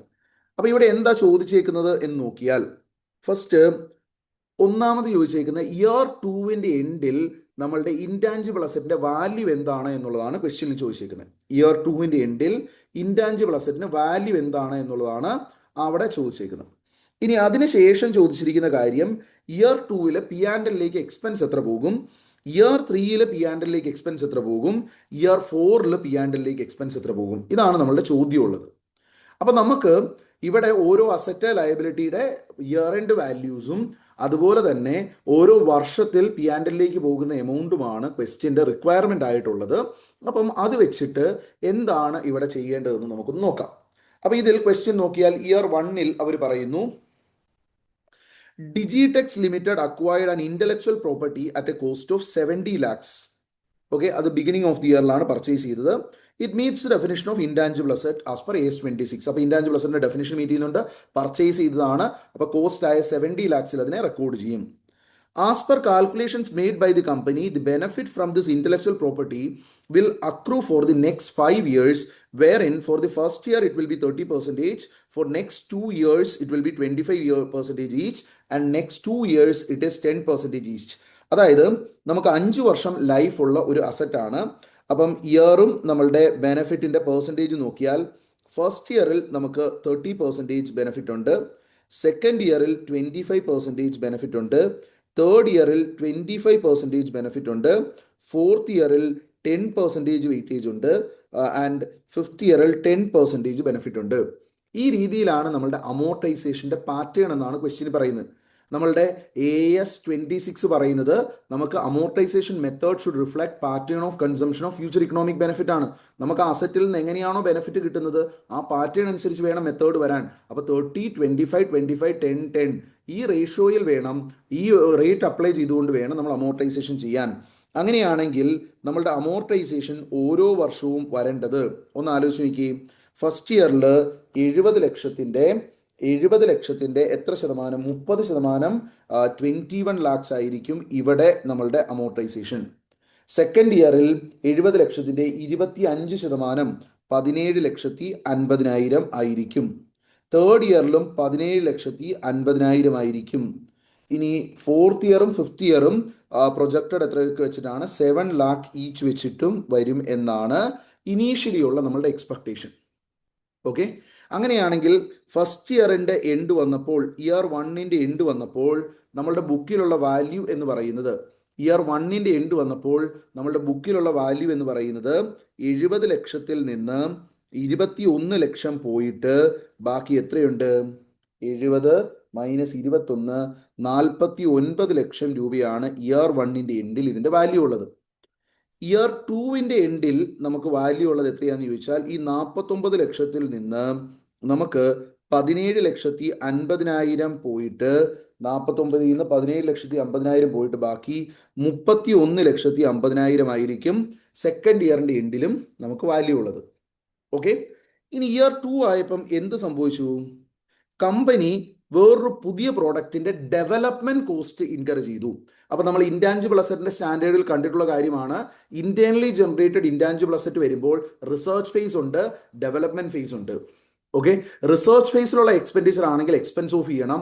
ഡെവലപ്മെന്റ് ഫേസിലുള്ളതാണ് എങ്കിൽ, റെക്കഗ്നിഷൻ ക്രൈറ്റീരിയ മീറ്റ് ചെയ്തതിന് ശേഷമുള്ളതാണെങ്കിൽ വി ക്യാൻ ക്യാപിറ്റലൈസ് ഇറ്റ്. അപ്പോൾ ഇവിടുത്തെ സിറ്റുവേഷൻ എന്താണ്?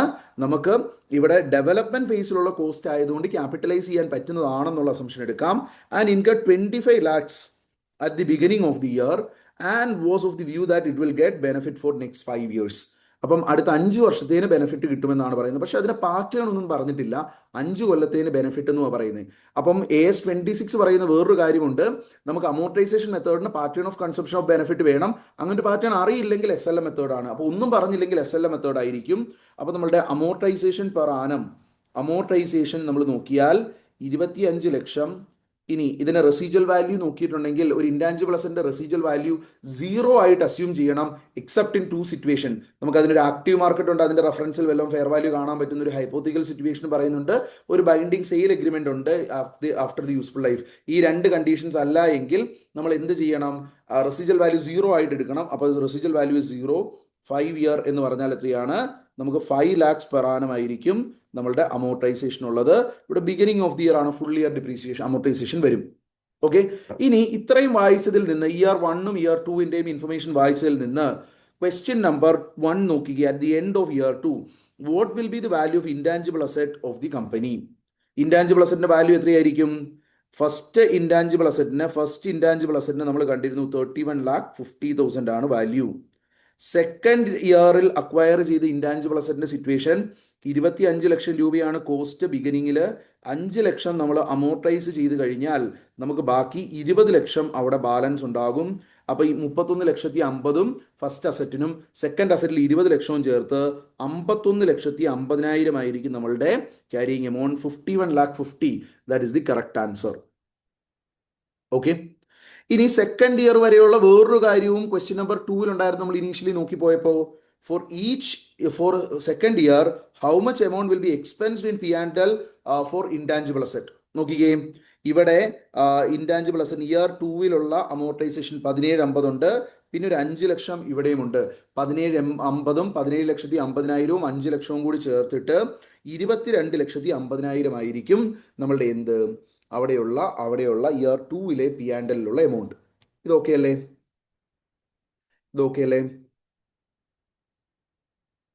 ഇനി നമ്മളോട് അടുത്തത് ഇയർ 3ലും ഇയർ 4ലും P&L ചാർജ് എത്രയാണെന്നാണ് ചോദ്യം. അവിടെ ഇയർ 3യുടെ സിറ്റുവേഷൻ നോക്കാം. ഇയർ 3ല് during the year it was found that due to change in government policies no further benefit will be available to the company from development cost. നമ്മുടെ development cost എത്രയായിരുന്നു? 25 ലക്ഷം രൂപയായിരുന്നു year 2വിൽ incur ചെയ്തത്. ആ 25ൽ നിന്ന് 5 ലക്ഷം amortise ചെയ്തിട്ട് ബാക്കി 20 ലക്ഷം year 3യുടെ ബിഗിനിങ്ങിൽ carrying amount ഉണ്ടായിരുന്നു. ഇതിൽ നിന്ന് ഇനി ബെനിഫിറ്റ് ഒന്നും വരില്ല എന്നാണ് തേർഡ് ഇയറിന്റെ എൻഡ് ആയപ്പോൾ നമുക്ക് മനസ്സിലായത്. ഗവൺമെന്റ് പോളിസി ചേഞ്ച് വന്നിരിക്കുന്നുണ്ട്. അപ്പോൾ ഈ 20 lakhs നമ്മൾ അമോർട്ടൈസ് ചെയ്ത് എക്സ്പെൻസ് ഓഫ് ചെയ്യണം.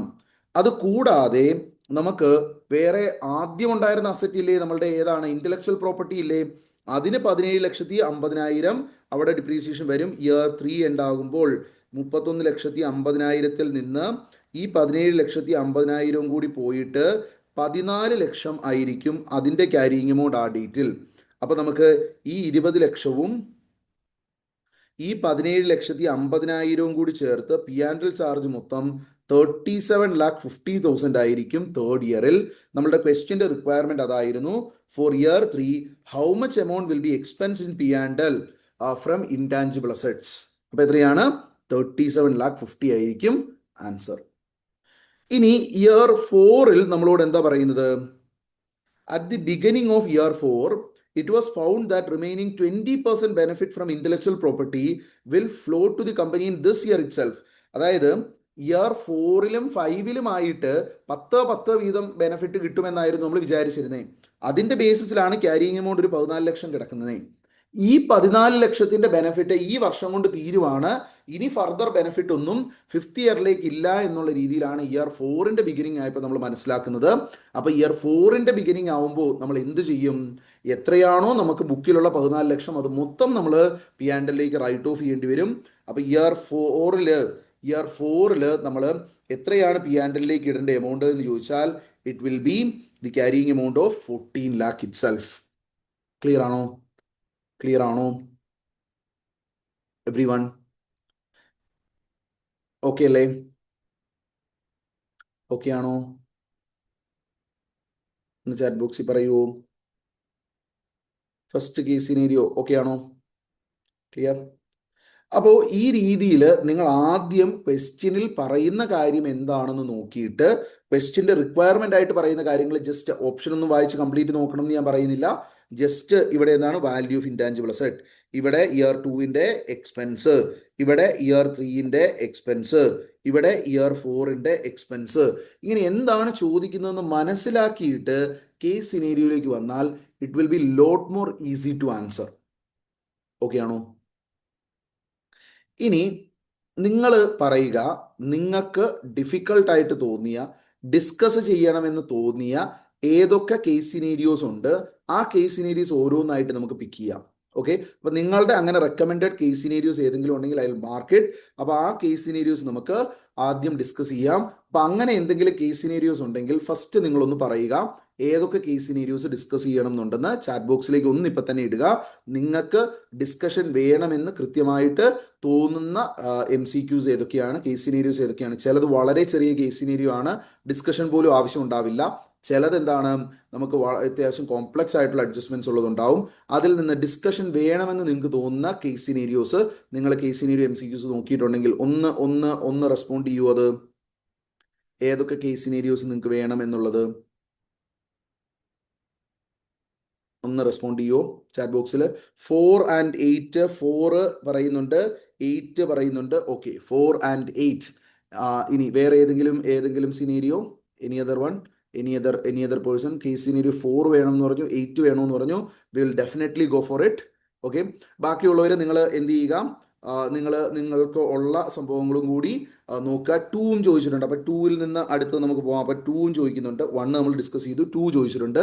14, യെസ് 14 പ്രിപ്പറേഷൻ ഓഫ് FSL നിന്ന് പറഞ്ഞുകൊണ്ട് 12 ചോദിച്ചിട്ടുണ്ട്. യെസ് 12. ഓക്കെ, 12 ചോദിച്ചിട്ടുണ്ട്. അപ്പൊ നമുക്ക് 2, 4, 8, 12, 14 ഇത്രയും ഇപ്പം വന്നിട്ടുണ്ട്. Any other MCQ? Any other scenario? നമുക്കപ്പം ഏതായാലും 12 ഇത്രയും സാധനങ്ങൾ ചോദിച്ചിട്ടില്ലേ? 17 വരുന്നുണ്ട്. 17 എന്ന് പറയുമ്പോൾ AS10 ബേസ്ഡ് ആണ്. ഓക്കെ, 17.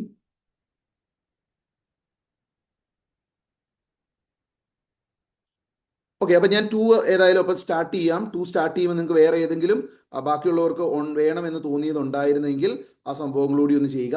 ഇവിടെ ഈ ക്വസ്റ്റിന്റെ ആൻസർ ഇൻസ്റ്റിറ്റ്യൂട്ട് എഴുതിയപ്പോൾ ഇൻസ്റ്റിറ്റ്യൂട്ടിന് ചെറിയ അബദ്ധം പറ്റിയത്, ഇവിടെ 50 lakh എന്ന് 5 lakhന് പകരം ഒരു 50 lakh എഴുതി വെച്ചുകൊണ്ട് ചിലർക്ക് കൺഫ്യൂഷൻ ഫസ്റ്റ് സിനേരിയോയുടെ ആൻസറിൽ വന്നിട്ടുണ്ടാവും. ബാക്കിയൊക്കെ ഇൻസ്റ്റിറ്റ്യൂട്ട് എഴുതി വെച്ചേക്കുന്നത് ശരിയാണ്. അങ്ങനെ ഒരു ടൈപ്പോ എറർ അതിന്റെ ആൻസറിൽ വന്നിട്ടുണ്ട്. ഓക്കെ, അപ്പം കേസ് സിനേരിയോ 2 ചോദിച്ചതാണ്. So let us discuss case scenario 2.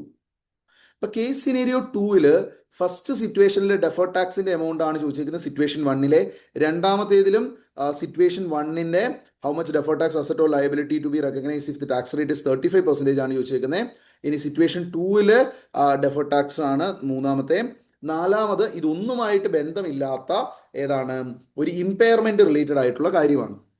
അപ്പൊ നമുക്ക് ഇമ്പയർമെന്റ് റിലേറ്റഡ് ആയിട്ടുള്ള കാര്യമാണ് ഫോർത്ത് വന്നേക്കുന്നത്. അപ്പം ആദ്യത്തെ 3 ഡെഫേർഡ് ടാക്സിന്റെ ഇമ്പാക്ട് തന്നെയാണ്.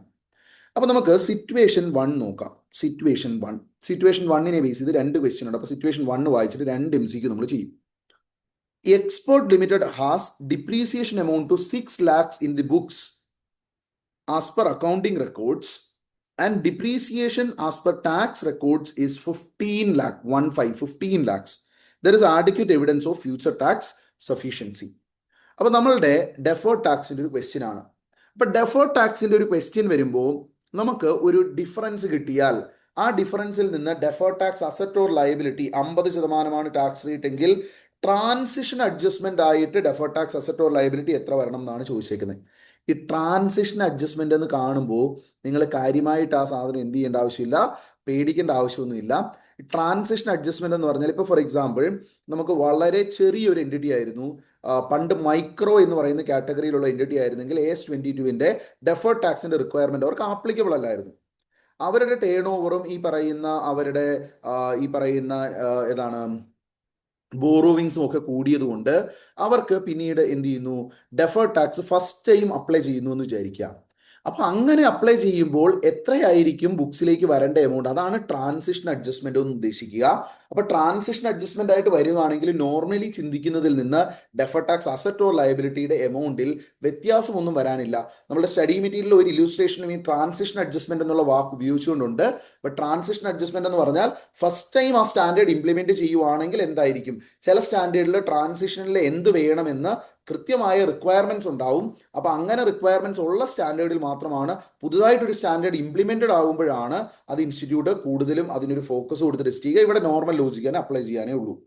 അപ്പൊ നമുക്ക് 15 lakhs ആണ് ടാക്സിൽ ഡിപ്രീസിയേഷൻ ഉള്ളത്. ബുക്സിൽ 9 lakhs നമുക്ക് ബുക്സിൽ 6 lakhs ആണ്. അപ്പൊ 9 lakhs ഇവിടെ അക്കൗണ്ട്സും ടാക്സും തമ്മിൽ ഒരു ഡിഫറൻസ് ഉണ്ട്. അപ്പൊ അക്കൗണ്ട്സും ടാക്സും തമ്മിൽ ഡിഫറൻസ് ഉള്ള കേസിലാണ് ഡെഫേർഡ് ടാക്സ് വേണോ വേണ്ടിയോ എന്നുള്ള ക്വസ്റ്റ്യൻ വരിക. ഒരു 9 lakhs ഡിഫറൻസ് നമുക്ക് കിട്ടിയിട്ടുണ്ട്. ഇങ്ങനെ അക്കൗണ്ടിങ് ഇൻകവും ടാക്സബിൾ ഇൻകവും തമ്മിൽ ഒരു ഡിഫറൻസ് ഉണ്ടെങ്കിൽ ഫസ്റ്റ് നമ്മൾ നോക്കണം അതൊരു പെർമനന്റ് ഡിഫറൻസ് ആണോ ടൈമിംഗ് ഡിഫറൻസ് ആണോ. പെർമനന്റ് ഡിഫറൻസ് എന്ന് പറഞ്ഞാൽ ഒരു പീരിയഡിൽ ഒരു ഡിഫറൻസ് വന്നു, ആ ഡിഫറൻസിന്റെ ഇമ്പാക്ട് ആ പീരിയഡിൽ മാത്രം ഒതുങ്ങി നിൽക്കുന്നതാണ്, ഫ്യൂച്ചർ പീരിയഡ്സിനെ ഒന്നും അഫക്ട് ചെയ്യുന്നില്ല, ഇത് ഫ്യൂച്ചറിൽ റിവേഴ്സ് ആവുകയോ ഒന്നും ചെയ്യുന്നില്ല എങ്കിൽ it is a permanent difference. അത് ഒരൊറ്റ പീരിയഡിനെ അഫക്ട് ചെയ്യുന്നുള്ളൂ, ആ ഒരു പീരിയഡിനെ അഫക്ട് ചെയ്യുന്നുള്ളൂ എങ്കിൽ ആ പീരിയഡിനുള്ളിൽ മാത്രം ഒതുങ്ങി നിൽക്കുന്നതാണെങ്കിൽ അതിന് മാച്ചിങ് കോൺസെപ്റ്റിൽ യാതൊരു ഇമ്പാക്റ്റും ഇല്ല. മാച്ചിങ് കോൺസെപ്റ്റ് കംപ്ലൈ ചെയ്യാനാണ് നമ്മൾ ഡെഫേർഡ് ടാക്സ് ക്രിയേറ്റ് ചെയ്യുന്നത്. അപ്പോൾ പെർമനന്റ് ഡിഫറൻസ് ആണെങ്കിൽ നമ്മൾ ഡെഫേർഡ് ടാക്സ് ക്രിയേറ്റ് ചെയ്യേണ്ട. ഇനി പെർമനന്റ് ഡിഫറൻസ് അല്ല, നേരെ മറിച്ച് അതൊരു ടൈമിംഗ് ഡിഫറൻസ് ആണെങ്കിൽ ഒരു പീരിയഡിൽ ഒരു ഡിഫറൻസ് വന്നു, അതിന്റെ ഇമ്പാക്ട് ഫ്യൂച്ചറിൽ റിവേഴ്സ് ആകുമെങ്കിൽ അതാണ് ടൈമിംഗ് ഡിഫറൻസ്. അപ്പൊ ഇവിടുത്തെ സിറ്റുവേഷൻ എന്താ, ഇത് ടൈമിംഗ് ഡിഫറൻസ് ആണോ പെർമനന്റ് ഡിഫറൻസ് ആണോ എന്ന് നോക്കുമ്പോൾ ടൈമിംഗ് ഡിഫറൻസാ. ഇവിടെ ബുക്സിൽ 6 ലക്ഷവും ഇൻകം ടാക്സിൽ 15 ലക്ഷവും ഡിപ്രീസിയേഷൻ ക്ലെയിം ചെയ്തിട്ടുണ്ട്. ഓക്കെ, പക്ഷെ രണ്ടിടത്താണെങ്കിലും അസറ്റിന്റെ കോസ്റ്റിനെ ബേസ് ചെയ്താൽ ഡിപ്രീഷിയേറ്റ് ചെയ്യുക. അപ്പൊ ഇപ്പം ടാക്സിൽ കൂടുതൽ ഡിപ്രീസിയേഷൻ എടുത്താൽ അതനുസരിച്ച് കുറവ് ഡിപ്രീസിയേഷനെ ഫ്യൂച്ചറിൽ എടുക്കാൻ പറ്റുള്ളൂ. ഇപ്പൊ എക്സ്ട്രാ എടുത്തതിന് ഇമ്പാക്ട് ഫ്യൂച്ചറിൽ റിവേഴ്സ് ആകും, മൾട്ടിപ്പിൾ പീരിയഡ്സിനെ അഫക്ട് ചെയ്യുന്നുണ്ട്, മാച്ചിങ് കോൺസെപ്റ്റിൽ ഇമ്പാക്ട് ഉണ്ട്, ഡെഫേർഡ് ടാക്സ് ക്രിയേറ്റ് ചെയ്യണം. അപ്പൊ ഇങ്ങനെ ഒരു ടൈമിംഗ് ഡിഫറൻസ് വന്നാൽ ഈ ടൈമിംഗ് ഡിഫറൻസും 2 രീതിയിൽ വരാം. ഒന്ന്, അതൊരു ടാക്സബിൾ ടൈമിംഗ് ഡിഫറൻസ് ആവാം. ഓക്കെ, ഈ പേര് നമ്മളുടെ സ്റ്റാൻഡേർഡിലോ അപ്പം പല ഫാക്കൽറ്റീസും എടുക്കുമ്പോൾ ഉണ്ടാവില്ല. അത് ഡെഫേർഡ് ടാക്സ് ഏതാണ്, timing difference resulting in deferred tax liability എന്നാണ് അതിന് സ്റ്റാൻഡേർഡ് ഉപയോഗിക്കുന്ന പേര്. ഞാൻ അതിന് കൊടുത്തിരിക്കുന്ന വേറെ പല സ്റ്റാൻഡേർഡുകളിലും ഇന്റർനാഷണൽ സ്റ്റാൻഡേർഡിലും ഇൻഡേസിലും US ഗ്യാപ്പിലും ഒക്കെ ഉപയോഗിക്കുന്ന ഈ പേര് ഉപയോഗിക്കുന്നുണ്ട്. അപ്പം കോമൺലി ഉപയോഗിക്കുന്ന പേരാണ്. അപ്പം അതുകൊണ്ട് ഞാൻ ഇങ്ങോട്ട് കടമെടുത്തതാണ്. അപ്പം നമ്മളുടെ ടൈമിംഗ് ഡിഫറൻസ് തന്നെ 2 രീതിയിലുണ്ട്, ടാക്സബിൾ ടൈമിംഗ് ഡിഫറൻസും ഡിഡക്റ്റബിൾ ടൈമിംഗ് ഡിഫറൻസും.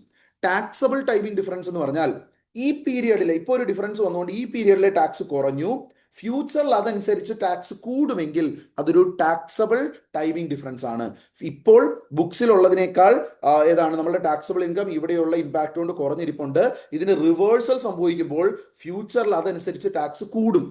ഓക്കെ, അങ്ങനെ ഒരു ഇമ്പാക്ട് ആണെങ്കിൽ it is a taxable timing difference. Taxable timing difference വന്നാൽ ഡെഫർ ടാക്സ് ലയബിലിറ്റി ക്രിയേറ്റ് ചെയ്യണം. എൻട്രി വിൽ ബി എത്രയാണോ ഡിഫറൻസ് ഇൻറ്റു ടാക്സ് റേറ്റ് വരുന്ന എമൗണ്ടിന് defer tax expense account debit to defer tax liability എന്നുള്ള entry pass ചെയ്യണം. നേരെ മറിച്ച് taxable timing difference ഏതാണ് റിവേഴ്സ് ആകുവാണ് എങ്കിൽ നമ്മൾ ക്രിയേറ്റ് ചെയ്തിരിക്കുന്ന ലയബിലിറ്റി നമ്മൾ എന്ത് ചെയ്യണം, റിവേഴ്സ് ചെയ്യണം. Defer tax liability account debit to defer tax expense എന്ന് പറഞ്ഞായിരിക്കും അതിന്റെ എൻട്രി വരിക. ഇങ്ങനെ നമുക്കുള്ള ടൈമിംഗ് ഡിഫറൻസ് ഏതാണ് നേച്ചർ എന്ന് നോക്കുക. അത് എറൈസ് ചെയ്യുകയാണോ റിവേഴ്സ് ആവുകയാണോ എന്നുള്ളത് നോക്കുക. അത് എറൈസ് ചെയ്യുകയാണോ റിവേഴ്സ് ആവുകയാണോ എന്ന് നോക്കുക. എറൈസ് ചെയ്യുവാണെങ്കിൽ defer tax expense account debit to defer tax liability entry വരും. ഇനി അത് റിവേഴ്സ് ആകുവാണെങ്കിൽ defer tax liability account debit to defer tax expense എന്നുള്ള എൻട്രി വരും. ഓക്കെ, നേരെ ഓപ്പോസിറ്റ് എൻട്രി വരും. ഇനി രണ്ടാമത്തെ ടൈപ്പ് ഓഫ് ഡിഫറൻസ് ആണ് ഡിഡക്റ്റബിൾ ടൈമിംഗ് ഡിഫറൻസ്. രണ്ടാമത്തെ ടൈപ്പ് ഓഫ് ഡിഫറൻസ് ആണ് deductible timing difference. Deductible timing difference എന്ന് പറഞ്ഞാൽ നമ്മളിപ്പോൾ പ്രിലിമിനറി എക്സ്പെൻസ് പോലുള്ള ഡിഫറൻസ് അല്ലെങ്കിൽ 43B പോലുള്ള ഡിസലവൻസസ് നിങ്ങൾ ആലോചിച്ചാൽ അവിടെയുള്ള സിറ്റുവേഷൻ ഒരു പീരിയഡിൽ ഒരു ഡിസലവൻസ് വന്നു, ആ പീരിയഡിന്റെ ടാക്സബിൾ ഇൻകം കൂട്ടി, അങ്ങനെ ആ വർഷം നമ്മൾ കൂടുതൽ ടാക്സ് പേ ചെയ്തു, ആ വർഷം വേണ്ടതിലും കൂടുതൽ ടാക്സ് പേ ചെയ്തു, ഒരു പ്രീപെയ്ഡ് എക്സ്പെൻസ് നടത്തിയ ഇമ്പാക്റ്റ് ആണ്. ഇനി ഫ്യൂച്ചറിൽ എന്ത് വരും, ഇതിന്റെ ക്ലെയിം കിട്ടുമ്പോൾ എക്സ്പെൻസ് ബുക്സിൽ ഇല്ലാതെ തന്നെ ഒരു ക്ലെയിം എക്സ്ട്രാ കിട്ടും. അപ്പൊ എന്താണ്, ആ വർഷത്തെ ബുക്കിലുള്ള ഇൻകത്തേക്കാൾ ടാക്സബിൾ ഇൻകം കുറയും. സോ അങ്ങനെ ഫ്യൂച്ചറിലെ ടാക്സ് കുറയ്ക്കുന്ന ഇമ്പാക്റ്റ് ഉള്ള ഡിഫറൻസ് ആണ് ഡിഡക്റ്റബിൾ ടൈമിംഗ് ഡിഫറൻസ്. അപ്പൊ ഡിഡക്റ്റബിൾ ടൈമിംഗ് ഡിഫറൻസ് വരുമ്പോൾ defer tax asset, prepaid expense ഒക്കെ പോലെ ഒരു asset, defer tax asset create ചെയ്യണം. Entry will be defer tax asset account debit to defer tax expense. ഇനി നേരെ മറിച്ചത് റിവേഴ്സ് ആകുന്ന പീരിയഡിൽ defer tax expense account debit to defer tax asset എന്ന് പറഞ്ഞ് നമ്മൾ P&Lലേക്ക് പ്രീപെയ്ഡ് എക്സ്പെൻസ് മാറ്റുന്നത് പോലെ അസറ്റിനെ നമ്മൾ എന്ത് ചെയ്യണം, നമ്മളുടെ എക്സ്പെൻസിലേക്ക്, ഡെഫർ ടാക്സ് എക്സ്പെൻസിലേക്ക് മാറ്റണം. ഇതാണ് ഇമ്പാക്ട്. അപ്പൊ ഇവിടെ നോക്കിയാൽ നമ്മൾ ഫസ്റ്റ് ആദ്യമായിട്ട് നോക്കുന്നതാണ്. അപ്പം നേച്ചർ നോക്കിയാൽ അത് എറൈസ് ചെയ്യുന്ന സിറ്റുവേഷൻ പോലെയാണ് നമ്മൾ എപ്പോഴും അക്കൗണ്ട് ചെയ്യേണ്ടി വരിക ഫസ്റ്റ് ഇയറിൽ. അപ്പൊ ഇവിടെ 15 ലക്ഷം രൂപ ഇതുവരെ ഡിപ്രീസിയേഷൻ എവിടെ വന്നിട്ടുണ്ട്, ഇൻകം ടാക്സിൽ വന്നിട്ടുണ്ട്. ബുക്സിൽ 6 ലക്ഷമേ വന്നിട്ടുള്ളൂ. ഇപ്പൊ ലെറ്റസ് ഒരു 30 ലക്ഷം രൂപ വാല്യൂ ഉള്ള ഒരു അസറ്റ് ആണ് എങ്കിൽ 15 ലക്ഷം ടാക്സിൽ ഡിപ്രീസിയേഷൻ ക്ലെയിം എടുത്തു. അപ്പൊ ഇനി 15 കൂടിയേ ഫ്യൂച്ചറിൽ ബുക്സ് ഇൻകം ടാക്സിൽ എടുക്കാൻ പറ്റുള്ളൂ. പക്ഷെ ബുക്സിൽ ആ 30 ലക്ഷത്തിൽ നിന്ന് 6 ലക്ഷം എടുത്തിട്ടുണ്ടാവുള്ളൂ. ഇനി 24 ലക്ഷം കൂടിയേ നമുക്ക് ബുക്സിൽ ഇൻകം ഡിപ്രീസിയേഷൻ വരും. അപ്പൊ എന്താണ്, ഇപ്പൊ എത്രയാണോ എടുത്ത 9 lakh എക്സ്ട്രാ ഉള്ള എമൗണ്ട് ഫ്യൂച്ചറിൽ അത്രയും കുറവേ ആസ് കമ്പയർഡ് ടു ബുക്സ് നമുക്ക് ഡിപ്രീസിയേഷൻ ക്ലെയിം എടുക്കാൻ പറ്റുള്ളൂ. അപ്പൊ ഇപ്പൊ കൂടുതൽ ഡിഡക്ഷൻ എടുത്ത് നമ്മളുടെ ടാക്സ് നമ്മൾ കുറച്ച് വെച്ചിട്ടുണ്ട്. അതനുസരിച്ച് ഫ്യൂച്ചറിൽ കൂടുതൽ ടാക്സ് നമ്മൾ പേ ചെയ്യേണ്ടി വരും. സോ ഇതൊരു ടാക്സബിൾ ടൈമിംഗ് ഡിഫറൻസ് ആണ്. ഡെഫർ ടാക്സ് ലയബിലിറ്റിയിൽ റിസൾട്ട് ചെയ്യും. ഓക്കെ ആണോ? ടാക്സബിൾ ടൈമിംഗ് ഡിഫറൻസ് ആണ്, ഡെഫർ ടാക്സ് ലയബിലിറ്റിയിൽ റിസൾട്ട് ചെയ്യും. ഓക്കെ, അപ്പൊ നമുക്ക് എത്രയാണ്, 9 lakh ആണ് ഡിഫറൻസിന്റെ എമൗണ്ട്. ഇനി അതിൽ 50% ടാക്സ് റേറ്റ് എങ്കിൽ അത് അപ്ലൈ ചെയ്ത് കഴിയുമ്പം 9 lakh into 50%, 4,50,000 ആയിരിക്കും ഡെഫർ ടാക്സ് ലയബിലിറ്റി റെക്കോർഡ് ചെയ്യേണ്ടത്. So option B, defer tax liability of 4,50,000 ആയിരിക്കും ആൻസർ. ഇനി tax rate if it is 35%, എത്രയായിരിക്കും? നമുക്ക് 9 lakhs into 35% ചെയ്യണം. 9 lakhs into 35% എത്രയാ? Will be having 3,15,000 defer tax liability. അപ്പം സി ആയിരിക്കും അവിടുത്തെ ആൻസർ. ഓക്കെ അല്ലേ? സിറ്റുവേഷൻ 1 ക്ലിയർ ആണോ? Okay, yes, fine. ഓക്കെ, ഇനി സിറ്റുവേഷൻ 2ലേക്ക് പോയാൽ സിറ്റുവേഷൻ 2 എങ്ങനെയാണ്? Further they have an accrued 8 lakh towards GST liability for last month of the year which is expected to be paid off by next month. നമുക്കൊരു 8 ലക്ഷം രൂപ GST liability ഉണ്ട്, അത് അടുത്ത മാസമേ പേ ചെയ്യുള്ളൂ. As per the provisions of section 43B of Income Tax Act 1961, any expenditure in the nature mentioned in section 43B, taxes, duties, cess, fees, etc., accrued in the statement of P&L on mercantile basis will allowed for tax purpose in subsequent years on payment basis only. Answer the following question based on that. ഇവിടെ question പറയുന്നതിനാണ് importance കൊടുക്കേണ്ടത്. Okay, question പറയുന്നതിനാണ് importance കൊടുക്കേണ്ടത്. നമുക്ക് section 43 ബിയിൽ എന്താ പറഞ്ഞേക്കുന്നതെന്ന് അറിയാം. Section 43 ബിയിൽ due date of filing income tax റിട്ടേണിന് മുമ്പ് പേ ചെയ്താലാണ് ഏതാണ് ഡിസലവൻസ് വരിക. പക്ഷേ ക്വസ്റ്റ്യൻ ഇവിടെ പറയുന്നു സെക്ഷൻ 43 ബിയിൽ ഇങ്ങനെയാണ് പറഞ്ഞിരിക്കുന്നത് എന്ന് പറഞ്ഞുകൊണ്ട് ക്വസ്റ്റ്യൻ പറയുന്നത് എന്താ, മെർക്കൻഡൈൽ ബേസിസിൽ റെക്കോർഡ് ചെയ്തിരിക്കുന്ന എമൗണ്ട്, അക്രൂ ചെയ്തിരിക്കുന്ന എമൗണ്ട് പേയ്മെന്റ് ബേസിസിൽ സബ്സീക്വന്റ് ഇയറിലെ അലോ ചെയ്യുള്ളൂ. ഈ വർഷം ഡിസലോ ചെയ്തു എന്നാണ് ക്വസ്റ്റ്യൻ പറയുന്നത്. അപ്പൊ ടാക്സേഷൻ ലോ എന്താണോ പറഞ്ഞിരിക്കുന്നത്, ഒന്നും പറഞ്ഞില്ലെങ്കിൽ ടാക്സേഷൻ ലോയിൽ പറഞ്ഞിരിക്കുന്ന അനുസരിച്ച് നമുക്ക് അസ്യൂം ചെയ്യാം. പക്ഷേ ക്വസ്റ്റ്യൻ എന്തെങ്കിലും പറഞ്ഞിട്ടുണ്ടെങ്കിൽ ക്വസ്റ്റ്യൻ്റെ കോണ്ടെക്സ്റ്റിൽ നിന്നുകൊണ്ട് നിങ്ങളുടെ നോളജ് ടെസ്റ്റ് ചെയ്യുവാണ്. ഇപ്പം ഇൻകം ടാക്സ് ലോ ഇപ്പം ഇങ്ങനെയാണ്, ഫ്യൂച്ചറിൽ ഇപ്പം 1961 ആക്ട് മാറി 2025 വരുമ്പോൾ അതെന്താണ്, ആക്ച്വൽ പേയ്മെന്റ് തന്നെ നടന്നാൽ മതി എന്ന് മാറ്റാം. അപ്പൊ അങ്ങനെയൊക്കെ വരുമ്പോൾ ഇമ്പാക്ട് നിങ്ങൾക്ക് മനസ്സിലാവണം. അതിനുവേണ്ടി ക്വസ്റ്റ്യനിൽ എന്തെങ്കിലും അവര് സിറ്റുവേഷനിൽ ഇതാണ് ലോ എന്ന് പറഞ്ഞിട്ടുണ്ട് എങ്കിൽ, ഇതാണ് ടാക്സിന്റെ ട്രീറ്റ്മെന്റ് എന്ന് പറഞ്ഞാൽ അത് വേണം നിങ്ങൾ ഫോളോ ചെയ്യാൻ. ശരിക്കുമുള്ള ഇൻകം ടാക്സ് ആക്ടിൽ ഇങ്ങനെ അല്ലല്ലോ എന്ന് പറഞ്ഞുകൊണ്ട് നിങ്ങൾ ഓൾട്ടർനേറ്റ് സൊല്യൂഷൻ എഴുതാൻ പോകണ്ട. ക്വസ്റ്റ്യനിൽ ഒരു ട്രീറ്റ്മെന്റ് കൃത്യമായി പറഞ്ഞിട്ടുണ്ടെങ്കിൽ അത് വേണം എടുക്കാൻ.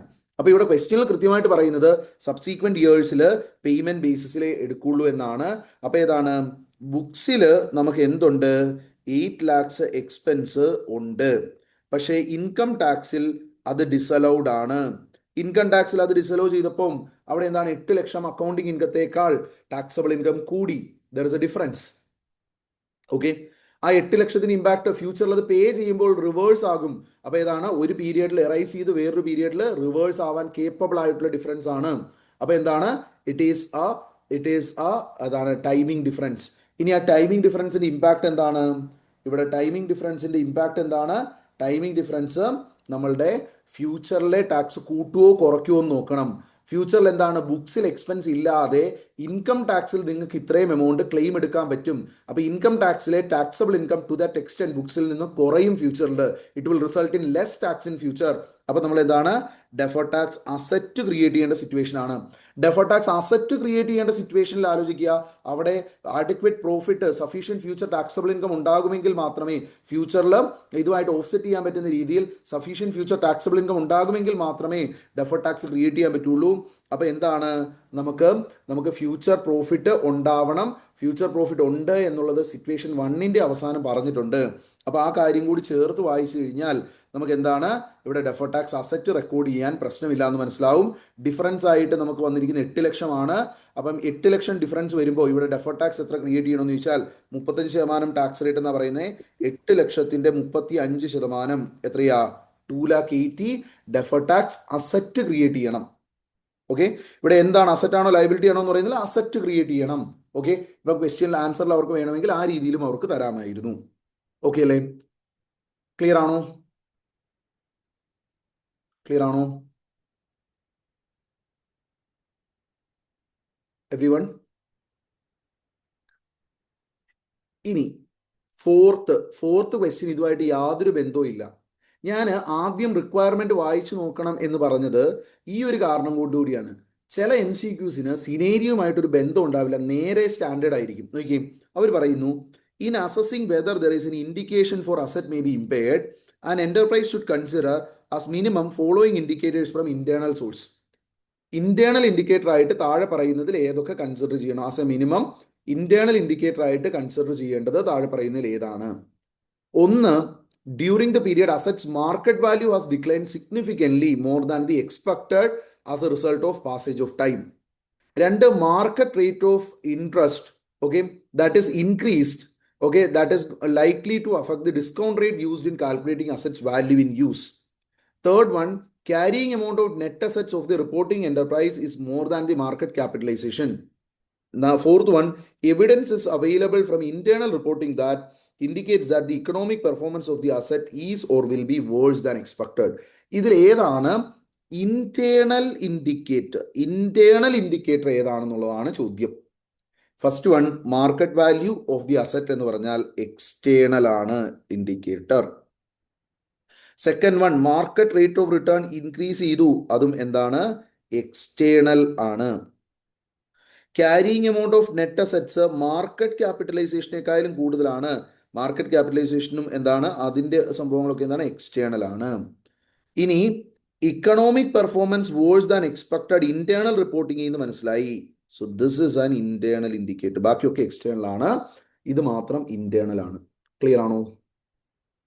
കേസ് സിനീരിയോ 2 ഇത് ക്ലിയർ അല്ലേ? കേസ് സിനീരിയോ 2 ചോദിച്ചത് ആരായിരുന്നു? കേസ് സിനീരിയോ 2 ചോദിച്ചത് ആനന്ദേ. ഓക്കെ ആണോടാ? Okay, fine. ഡൗട്ട് ഉള്ളത് ക്ലിയർ ആയോ? കേസ് സിനീരിയോ 2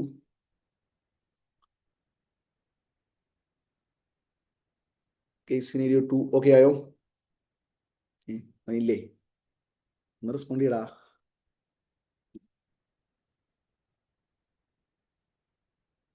ആള് തന്നെ ഇല്ല എന്ന് തോന്നുന്നു. ഓക്കെ, ശരി, കുഴപ്പമില്ല. ഓക്കെ, ഇനി അടുത്തത് കേസ് സിനീരിയോയിൽ അടുത്തത് ചോദിച്ചേക്കുന്നത് ഏതാണ്? 4 ആണ്. കേസ് സിനീരിയോ 4 ആണ്. ഇത് AS10, 12, 28 3 സ്റ്റാൻഡേർഡിന്റെ ഇംപ്ലിക്കേഷൻ ഉള്ളതാണ്. എക്സാം പെർസ്പെക്റ്റീവിലൊക്കെ ഇൻസ്റ്റിറ്റ്യൂട്ടിന് ചോദിക്കാൻ പറ്റുന്ന ഒരു ക്വസ്റ്റ്യന്റെ ഒരു ഒരു ഒരു മട്ടും ഭാവവും ഒക്കെ ഉണ്ട്. 3 സ്റ്റാൻഡേർഡ് ടെസ്റ്റ് ചെയ്യുന്നുണ്ട്. അപ്പോൾ കേസ് സിനീരിയോ MCQ ചോദിക്കുമ്പം it is easy for them. ഇപ്പോൾ കേസ് സിനേരിയോ 4 നമ്മൾ ആദ്യത്തെ പോലെ തന്നെ നമ്മൾ എന്ത് ചെയ്യുകയാണ്? റിക്വയർമെന്റ്സ് നോക്കുവാണ്. നമ്മളോട് 31 മാർച്ച് 2021 എന്തായിരിക്കും ക്യാരിങ് എമൗണ്ട് ആഫ്റ്റർ ഡിപ്രീസിയേഷൻ എന്നുള്ളതാണ് ഒന്നാമത്തെ റിക്വയർമെന്റ്. അപ്പോൾ 31 മാർച്ച് 2021 വരെ വന്നു കഴിയുമ്പോൾ നമുക്ക് എന്ത് ചെയ്യാം? ഈ ക്വസ്റ്റ്യൻ ആൻസർ ചെയ്യാം. ഇനി amount of depreciation to be charge on 31 March 2022 ആണ് രണ്ടാമത് ചോദിക്കുന്നത്. മൂന്നാമത് what will be the impact of test or impairment in P&L account എന്നുള്ളതാണ് ചോദിച്ചേക്കുന്നത്. ഓക്കെ, അപ്പൊ നമ്മളുടെ സിറ്റുവേഷൻ എന്താ? On 1st of April 2019, Black Limited, okay, ഇത് റെക്കോർഡ് ചെയ്യുമോ ഇല്ലെങ്കിൽ യൂട്യൂബ് ലൈവ് എന്തെങ്കിലും ഉണ്ടോ? നമ്മൾ ഇത് റെക്കോർഡ് ചെയ്തിട്ടുണ്ട്. I will be uploading this in the YouTube. അതിനുവേണ്ടിയാണ് ഞാൻ ആദ്യം റെക്കോർഡിംഗ് ഉണ്ടോ ഇല്ലയോ എന്ന് എടുത്തോട്ടെ എന്ന് ചോദിച്ചത്. അപ്പോൾ I will upload in the YouTube as well. Okay, on 1st of April 2019, Black Limited received government grant of 15 lakhs for acquisition of machine costing 50 lakhs. The grant was credited to the cost of machine. Okay അല്ലേ? അപ്പൊ 50 ലക്ഷത്തിന്റെ asset വാങ്ങിക്കാൻ 15 ലക്ഷത്തിന്റെ grant കിട്ടി, അസറ്റിലേക്ക് credit ചെയ്തു. 50 15 പോയി 35 1st of April 2019. Okay, ഇനി the life of the machine expected to be 10 years and estimated residual value is 10 years and ഏതാണ്? നമുക്ക് 5 lakhs ആണ്. കമ്പനിക്ക് SLM മെത്തേഡ് ആണ്. സോ പെർ ആനം ഡിപ്രീസിയേഷൻ ഇനി 35 നിന്ന് 5 റെസിജ്വൽ വാല്യൂ പോയിട്ട് 10 വർഷം യൂസ്ഫുൾ ലൈഫിൽ എന്ന് പറഞ്ഞാൽ 3 lakhs പെർ ആനം ആയിരിക്കും ഡിപ്രീസിയേഷൻ പെർ ആനം. ഇനി due to non fulfilment of certain conditions company had to refund the entire grant on 1st of April 2021. അപ്പൊ ശ്രദ്ധിച്ചേ, ഇവിടെ 31 മാർച്ച് 2021 ഡിപ്രീസിയേഷൻ കഴിഞ്ഞിട്ടുള്ള ക്യാരിങ് എമൗണ്ടാണ് ചോദിച്ചേക്കുന്നത്. ഓക്കെ, അപ്പൊ എന്താണ്? നമ്മളുടെ ബുക്സിലെ വാല്യൂ 35 ആയിരുന്നു 1st of April 2019. First year 1920 depreciation 3 പോയി, അങ്ങനെ 32. പിന്നെ വീണ്ടും അടുത്ത ഒരു വർഷത്തിന് 2021 ഡിപ്രീസിയേഷൻ 3 പോയി, അപ്പൊ എത്രയായി? 29. ഓക്കെ, അപ്പൊ റീഫണ്ടിന് മുമ്പ് 31 മാർച്ചിലുള്ള നമ്മളുടെ ക്യാരിങ് എമൗണ്ട് എന്ന് പറയുന്നത് 29 lakhs ആയിരിക്കും. That's it. ഓക്കെ, ഫസ്റ്റ് റിക്വയർമെന്റിന്റെ ആൻസർ ആയി. ഇനി അത് റീഫണ്ട് ചെയ്ത് കഴിയുമ്പം ഒറിജിനലി അസറ്റിന്റെ കോസ്റ്റ് നിന്ന് റെഡ്യൂസ് ചെയ്ത എമൗണ്ട് ആകുമ്പോൾ നമ്മൾ എന്ത് ചെയ്യണം? റീഫണ്ട് ഓഫ് ഗവൺമെന്റ് ഗ്രാന്റ് നമ്മൾ അസറ്റിലേക്ക് ആഡ് ചെയ്യണം. അപ്പൊ റീഫണ്ടിന് തൊട്ട് മുമ്പുള്ള ഡിപ്രീസിയേഷൻ വരെ പ്രൊവൈഡ് ചെയ്യണം. ഇവിടെ ബിഗിനിങ് ഓഫ് ദി ഇയറിൽ തന്നെ റീഫണ്ട് വരുന്നതുകൊണ്ട് അത് നമുക്ക് എന്താണ്? ഓൾറെഡി ഡിപ്രീസിയേഷൻ എല്ലാം ടേക്കൺ കെയർ ആണ്. അപ്പൊ ഈ 29ന്റെ കൂടെ 15 കൂടി ആഡ് ചെയ്ത് 44 ആയിരിക്കും ഇനിയുള്ള എമൗണ്ട്. ഓക്കെ, ഇനി ഈ 44ൽ നിന്ന് നമുക്ക് റെസിജ്വൽ വാല്യൂ 5 ആണ്, അത് പോയിട്ട് ബാക്കി ഇനി റിമൈനിങ് ലൈഫ് എത്രയാണ്? 8 years ആണ്. അപ്പൊ നമ്മളുടെ ഡിപ്രീസിയേഷൻ ചാർജ് എന്ന് പറയുന്നത് 44 lakhs minus 5 lakhs divided by 8 years. നമുക്ക് 4,87,500 ആയിരിക്കും ഈ റീഫണ്ടിന് ശേഷം നമ്മൾ ഓരോ വർഷവും പ്രൊവൈഡ് ചെയ്യേണ്ട ഡിപ്രീസിയേഷൻ. അപ്പം 31 മാർച്ച് 2022 ഡിപ്രീസിയേഷൻ എത്രയായിരിക്കും എന്ന് ചോദിച്ചാൽ ഈ 4,87,500 ആയിരിക്കും.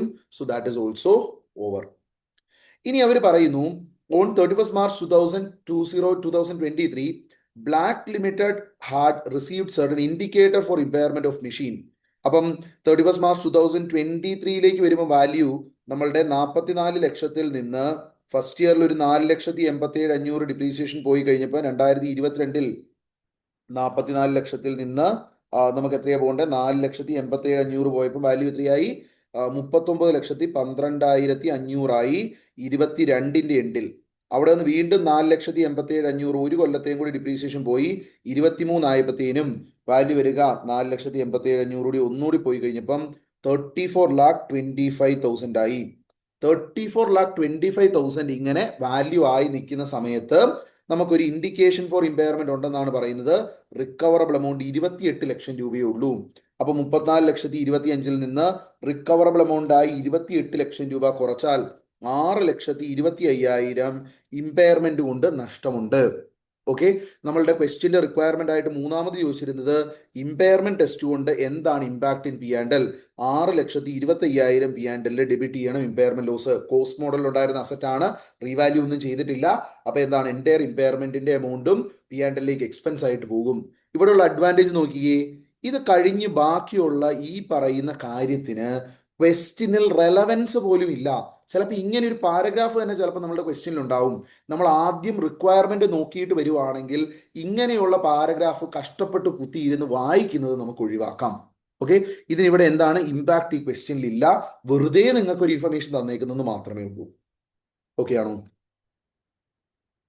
ഓക്കെ അല്ലേ? കേസ് സിനേരിയോ 4 ക്ലിയർ ആണോ? കേസ് സിനേരിയോ 4 ക്ലിയർ ആണോ? Yes everyone? ഡൗട്ട് ചോദിച്ചവരൊന്നും കാണാനില്ലേ? ഉണ്ടോ? ഓക്കെ, ഇനി കേസ് സിനേരിയോ 8 ക്യാഷ് ഫ്ലോയുടെ ഒരു ക്വസ്റ്റ്യൻ ആണ് ചോദിച്ചേക്കുന്നത്. കേസ് സിനേരിയോ 8 ആണ് ഇനി അടുത്ത് ചോദിച്ചേക്കുന്നത്. നിങ്ങൾക്ക് വേറെ ഏതെങ്കിലും കേസ് സിനേരിയോ വേണമെങ്കിൽ നിങ്ങൾ എന്ത് ചെയ്യാം, ചാറ്റ് ബോക്സിൽ പറയാട്ടോ, നോ ഇഷ്യൂസ്. കേസ് സിനേരിയോ 8 ആണ് അടുത്തത് പറഞ്ഞേക്കുന്നത്. So let see question number 8, case scenario number 8. Okay, case scenario 8 നോക്കിയേ, ഇവിടെ ഒരു ഇൻഫ്ലോസ് ഔട്ട്ഫ്ലോസ് കുറെ ഇൻഫർമേഷൻ തന്നിട്ടുണ്ട്. അപ്പം ഈ ഇൻഫർമേഷൻ ഒക്കെ തന്നതിന്റെ ബേസിസിൽ നമ്മളോട് cash flow from operating, cash flow from investing, cash flow from financing എത്രയാണ് എന്നുള്ളതും which of the following would be considered as cash flow item from an investing activity. ഇവിടെ നോക്കിയേ, ഈ നാലാമത്തെ ക്വസ്റ്റ്യന്റെ ആൻസർ ചെയ്യാൻ ഇൻവെസ്റ്റിംഗ് ആക്ടിവിറ്റിയിൽ നിന്നുള്ള ക്യാഷ് ഫ്ലോ ഏതാണെന്ന് കാണാൻ ക്വസ്റ്റ്യൻ വായിച്ചു നോക്കേണ്ട ആവശ്യം പോലും ഇല്ല, ഇവിടെ നിന്ന് തന്നെ നമുക്ക് ചെയ്യാം. Under writing commission, trade commission, purchase of good will, okay, then interest on long term borrowings. ഇതിൽ ഏതാണ് cash flow item from investing activity ഉള്ളത്? ഇതിൽ ഏതാണ് ഇൻവെസ്റ്റിംഗ് ആക്ടിവിറ്റി ഉള്ളത്? What do you think? Chat ബോക്സിൽ ഒന്ന് പറഞ്ഞേ, what do you think? What do you think everyone? So ഇവിടെ എന്താണ് അണ്ടർ റൈറ്റിംഗ് കമ്മീഷൻ എന്ന് പറഞ്ഞാൽ, നമ്മൾ ഷെയറിന്റെ സബ്സ്ക്രിപ്ഷൻ ഒക്കെ പോകുമ്പോൾ അവിടെ നമുക്ക് മിനിമം സബ്സ്ക്രിപ്ഷൻ കിട്ടിയില്ലെങ്കിൽ അണ്ടർ റൈറ്റർ അത് വാങ്ങിക്കാം എന്നുള്ള രീതിയിലുള്ള സംഭവമാണ്. അത് നമ്മളുടെ ഫിനാൻസിങ് ആക്ടിവിറ്റി റിലേറ്റഡ് ആയിട്ട്, ഷെയർ ഇഷ്യൂവൻസ് റിലേറ്റഡ് ആയിട്ടുള്ള ഫിനാൻസിങ് ആക്ടിവിറ്റി റിലേറ്റഡ് ആയിട്ട് വരുന്ന എക്സ്പെൻസ് ആയതുകൊണ്ട് ഫിനാൻസിങ് ക്യാഷ് ഫ്ലോ ആണ്. Trade commission operating cash flow ആണ്. Long term borrowings financing cash flow ആണ്. ഗുഡ് വിൽ പർച്ചേസ് ചെയ്യുക എന്ന് പറഞ്ഞാൽ ലോങ് ടേം അസറ്റ് ആണ്. ഒരു എൻറ്റിറ്റിനെ അക്വയർ ചെയ്യുമ്പോൾ ഗുഡ് വിൽ വരുന്നു, അതിന്റെ ടുവേർഡ്സ് ആയിട്ടുള്ള ക്യാഷ് ആയിട്ടുള്ള എമൗണ്ട് എന്താണ്? It is an investing cash flow. Okay, so it is an investing cash flow. Okay, fifth ക്വസ്റ്റ്യനും കൂടി പറയുന്നുണ്ട് Angel. So I also take the fifth case scenario. അതല്ലേ ഏഞ്ചലെ? ഫിഫ്ത്ത് കേസ് സിനേരിയോ അല്ലേ? റൈറ്റ്, കുഴപ്പമില്ല, നമുക്ക് എടുക്കാം കേട്ടോ. ഓക്കെ, ഇനി നമുക്ക് ഇതിനെ ഇനി നോക്കിയാൽ നമ്മളോട് ചോദിക്കുന്നത് ഇതിനകത്ത് ഓപ്പറേറ്റിംഗ്, ഇൻവെസ്റ്റിംഗ്, ഫിനാൻസിങ് ഓരോന്നിന്റെയും ക്യാഷ് ഫ്ലോ എത്രയാണെന്നാണ്. So it is very simple. നമ്മൾ ഓരോ തന്നിരിക്കുന്ന ഐറ്റം നമുക്കൊരു ക്യാഷ് ബുക്കിന്റെ ക്യാഷ് അക്കൗണ്ടിന് സമ്മറിയാ. ഇതിൽ ക്യാഷ് ഫ്ലോ അല്ലാത്ത ഒന്നുമില്ല, എല്ലാം ക്യാഷ് ഫ്ലോയാ. ഏത് ഓപ്പറേറ്റിംഗ്, ഇൻവെസ്റ്റിംഗ്, ഫിനാൻസിങ് ഇതിൽ ഏതെങ്കിലും ഒന്നായിരിക്കും. ക്യാഷ് സെയിൽസ് നടത്തിയത് ഓപ്പറേറ്റിംഗ് ആണ്. ട്രേഡ് റിസീവബിൾ നമുക്ക് പൈസ തന്നു, ഓപ്പറേറ്റിംഗ് ആണ്. Rent from property held as investment, investing cash flow ആണ്. ഇൻകം ടാക്സിന്റെ cash flow unless specifically mentioned അത് ഓപ്പറേറ്റിംഗിലാണ് എടുക്കുക. ലോൺ ഫ്രം ബാങ്ക് നമുക്ക് കിട്ടിയിട്ടുണ്ടെങ്കിൽ ഫിനാൻസിംഗ് ആണ്. ഇഷ്യൂ ഓഫ് ഷെയർ വന്നാൽ ഫിനാൻസിംഗ് ആണ്. സെയിൽ ഓഫ് ഇൻവെസ്റ്റ്മെന്റ് വന്നാൽ ഇൻവെസ്റ്റിംഗ് ആണ്. ശരിയല്ലേ? ആണല്ലോ. അപ്പോൾ ഓപ്പറേറ്റിംഗ് ക്യാഷ് ഇൻഫ്ലോസ് മൊത്തം എത്രയുണ്ട്? 15,56,000 പ്ലസ് 7,40,000 പ്ലസ് ഇൻകം ടാക്സ് റീഫണ്ടിന്റെ 25,000. എത്ര വന്നു? 23,21,000 ഓപ്പറേറ്റിംഗ് ക്യാഷ് ഇൻഫ്ലോസ് വന്നിട്ടുണ്ട്. ഇനി ഓപ്പറേറ്റിംഗ് ക്യാഷ് ഔട്ട്ഫ്ലോസ് ആയിട്ട് എന്തൊക്കെ കാര്യങ്ങളുണ്ട്? ട്രേഡ് പേയബിൾ ഓപ്പറേറ്റിംഗ് ആണ്. Office and selling expense operating ആണ്. ട്രേഡ് കമ്മീഷൻ ഓപ്പറേറ്റിംഗ് ആണ്. അണ്ടർ റൈറ്റിംഗ് കമ്മീഷൻ ഫിനാൻസിംഗ് ആണ്. Redemption of preference share financing ആണ്. Brokerage on sale of investment investing ആണ്. Interest on long term borrowings that is financing. Payment for overdraft operating. Purchase of goodwill investing. അപ്പം ഈ ഓപ്പറേറ്റിംഗിൽ നിന്നുള്ള outflows എത്രയൊക്കെയുണ്ട്? നമുക്ക് 19,60,000, 1,20,000, 40,500, പിന്നെ എത്രയാണ്? നമുക്കൊരു 46,000. ഇതെല്ലാം കൂടി 21,66,500 ഉണ്ട്. അപ്പോൾ നമ്മളുടെ ഓപ്പറേറ്റിംഗിന്റെ മൊത്തം എമൗണ്ട് നമുക്ക് വരിക 1,54,500 ആയിരിക്കും ഓപ്പറേറ്റിംഗിന്റെ നെറ്റ് ക്യാഷ് ഫ്ലോസ് ഉള്ളത്. സോ ഓപ്പറേറ്റിംഗിന്റെ നെറ്റ് ക്യാഷ് ഫ്ലോസ് 1,54,500.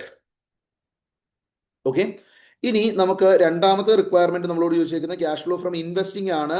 ഇൻവെസ്റ്റിംഗിന്റെ ഇൻഫ്ലോസ് എടുത്താൽ ഇൻവെസ്റ്റിംഗിന്റെ ഇൻഫ്ലോസ് ആയിട്ട് 64,000, ഇൻവെസ്റ്റിംഗിന്റെ ഇൻഫ്ലോസ് ആയിട്ട് 64,000 പ്ലസ് 49,500 രണ്ടും കൂടി 1,13,500 ഇൻഫ്ലോ ഉണ്ട്. ഇൻവെസ്റ്റിംഗിന്റെ ഔട്ട്ഫ്ലോസ് നോക്കിയാൽ ഇൻവെസ്റ്റിംഗിലുള്ള ഔട്ട്ഫ്ലോസ് നമുക്ക് 9,200 പ്ലസ് നമുക്ക് എത്രയാണ്? 50,000 അല്ലെ? ഈ രണ്ട് കാര്യങ്ങളാണ് നമുക്കുള്ളത്. അപ്പൊ എത്രയാണ്? 59,200 നമുക്ക് വരും നമ്മളുടെ ഇൻവെസ്റ്റിംഗിന്റെ ഇതിന്റെ എമൗണ്ട്. അപ്പം അത് കുറച്ച് കഴിഞ്ഞാൽ 54,300 ആയിരിക്കും നമ്മളുടെ ഇൻവെസ്റ്റിംഗ് ക്യാഷ് ഫ്ലോസ്. നമ്മളുടെ 54,300 ഇൻഫ്ലോ പോസിറ്റീവ് ആണ്. So that is the correct answer. ഇനി ഫിനാൻസിങ് വരുമ്പോൾ ഫിനാൻസിങ്ങില് ഇൻഫ്ലോസിന്റെ ടോട്ടൽ നോക്കി 5 ലക്ഷം പ്ലസ് എന്താണ് 2,50,000 വി ആർ ഹാവിങ് 7,50,000. ഇനി ഫിനാൻസിങ്ങിന്റെ ഔട്ട്ഫ്ലോസ് നോക്കിയാൽ എങ്ങനെയായിരിക്കും? 25,000 പ്ലസ് 8 lakhs പ്ലസ് നമുക്ക് എത്രയാണ്? 85,600. നമുക്ക് എത്രയുണ്ട്? 9,10,600 ഔട്ട്ഫ്ലോ ഉണ്ട്. 9,10,600 ഔട്ട്ഫ്ലോ ഉണ്ട്. അപ്പൊ നമുക്ക് 1,60,600 ആണ് നമ്മൾ എന്ത് ഇവിടെ നമ്മളുടെ financing cash outflow 1,60,600 outflow will be the answer. Okay അല്ലേ? 8th കേസ് സിനേരിയോ പറഞ്ഞത് ഇതാണ്. Is it clear?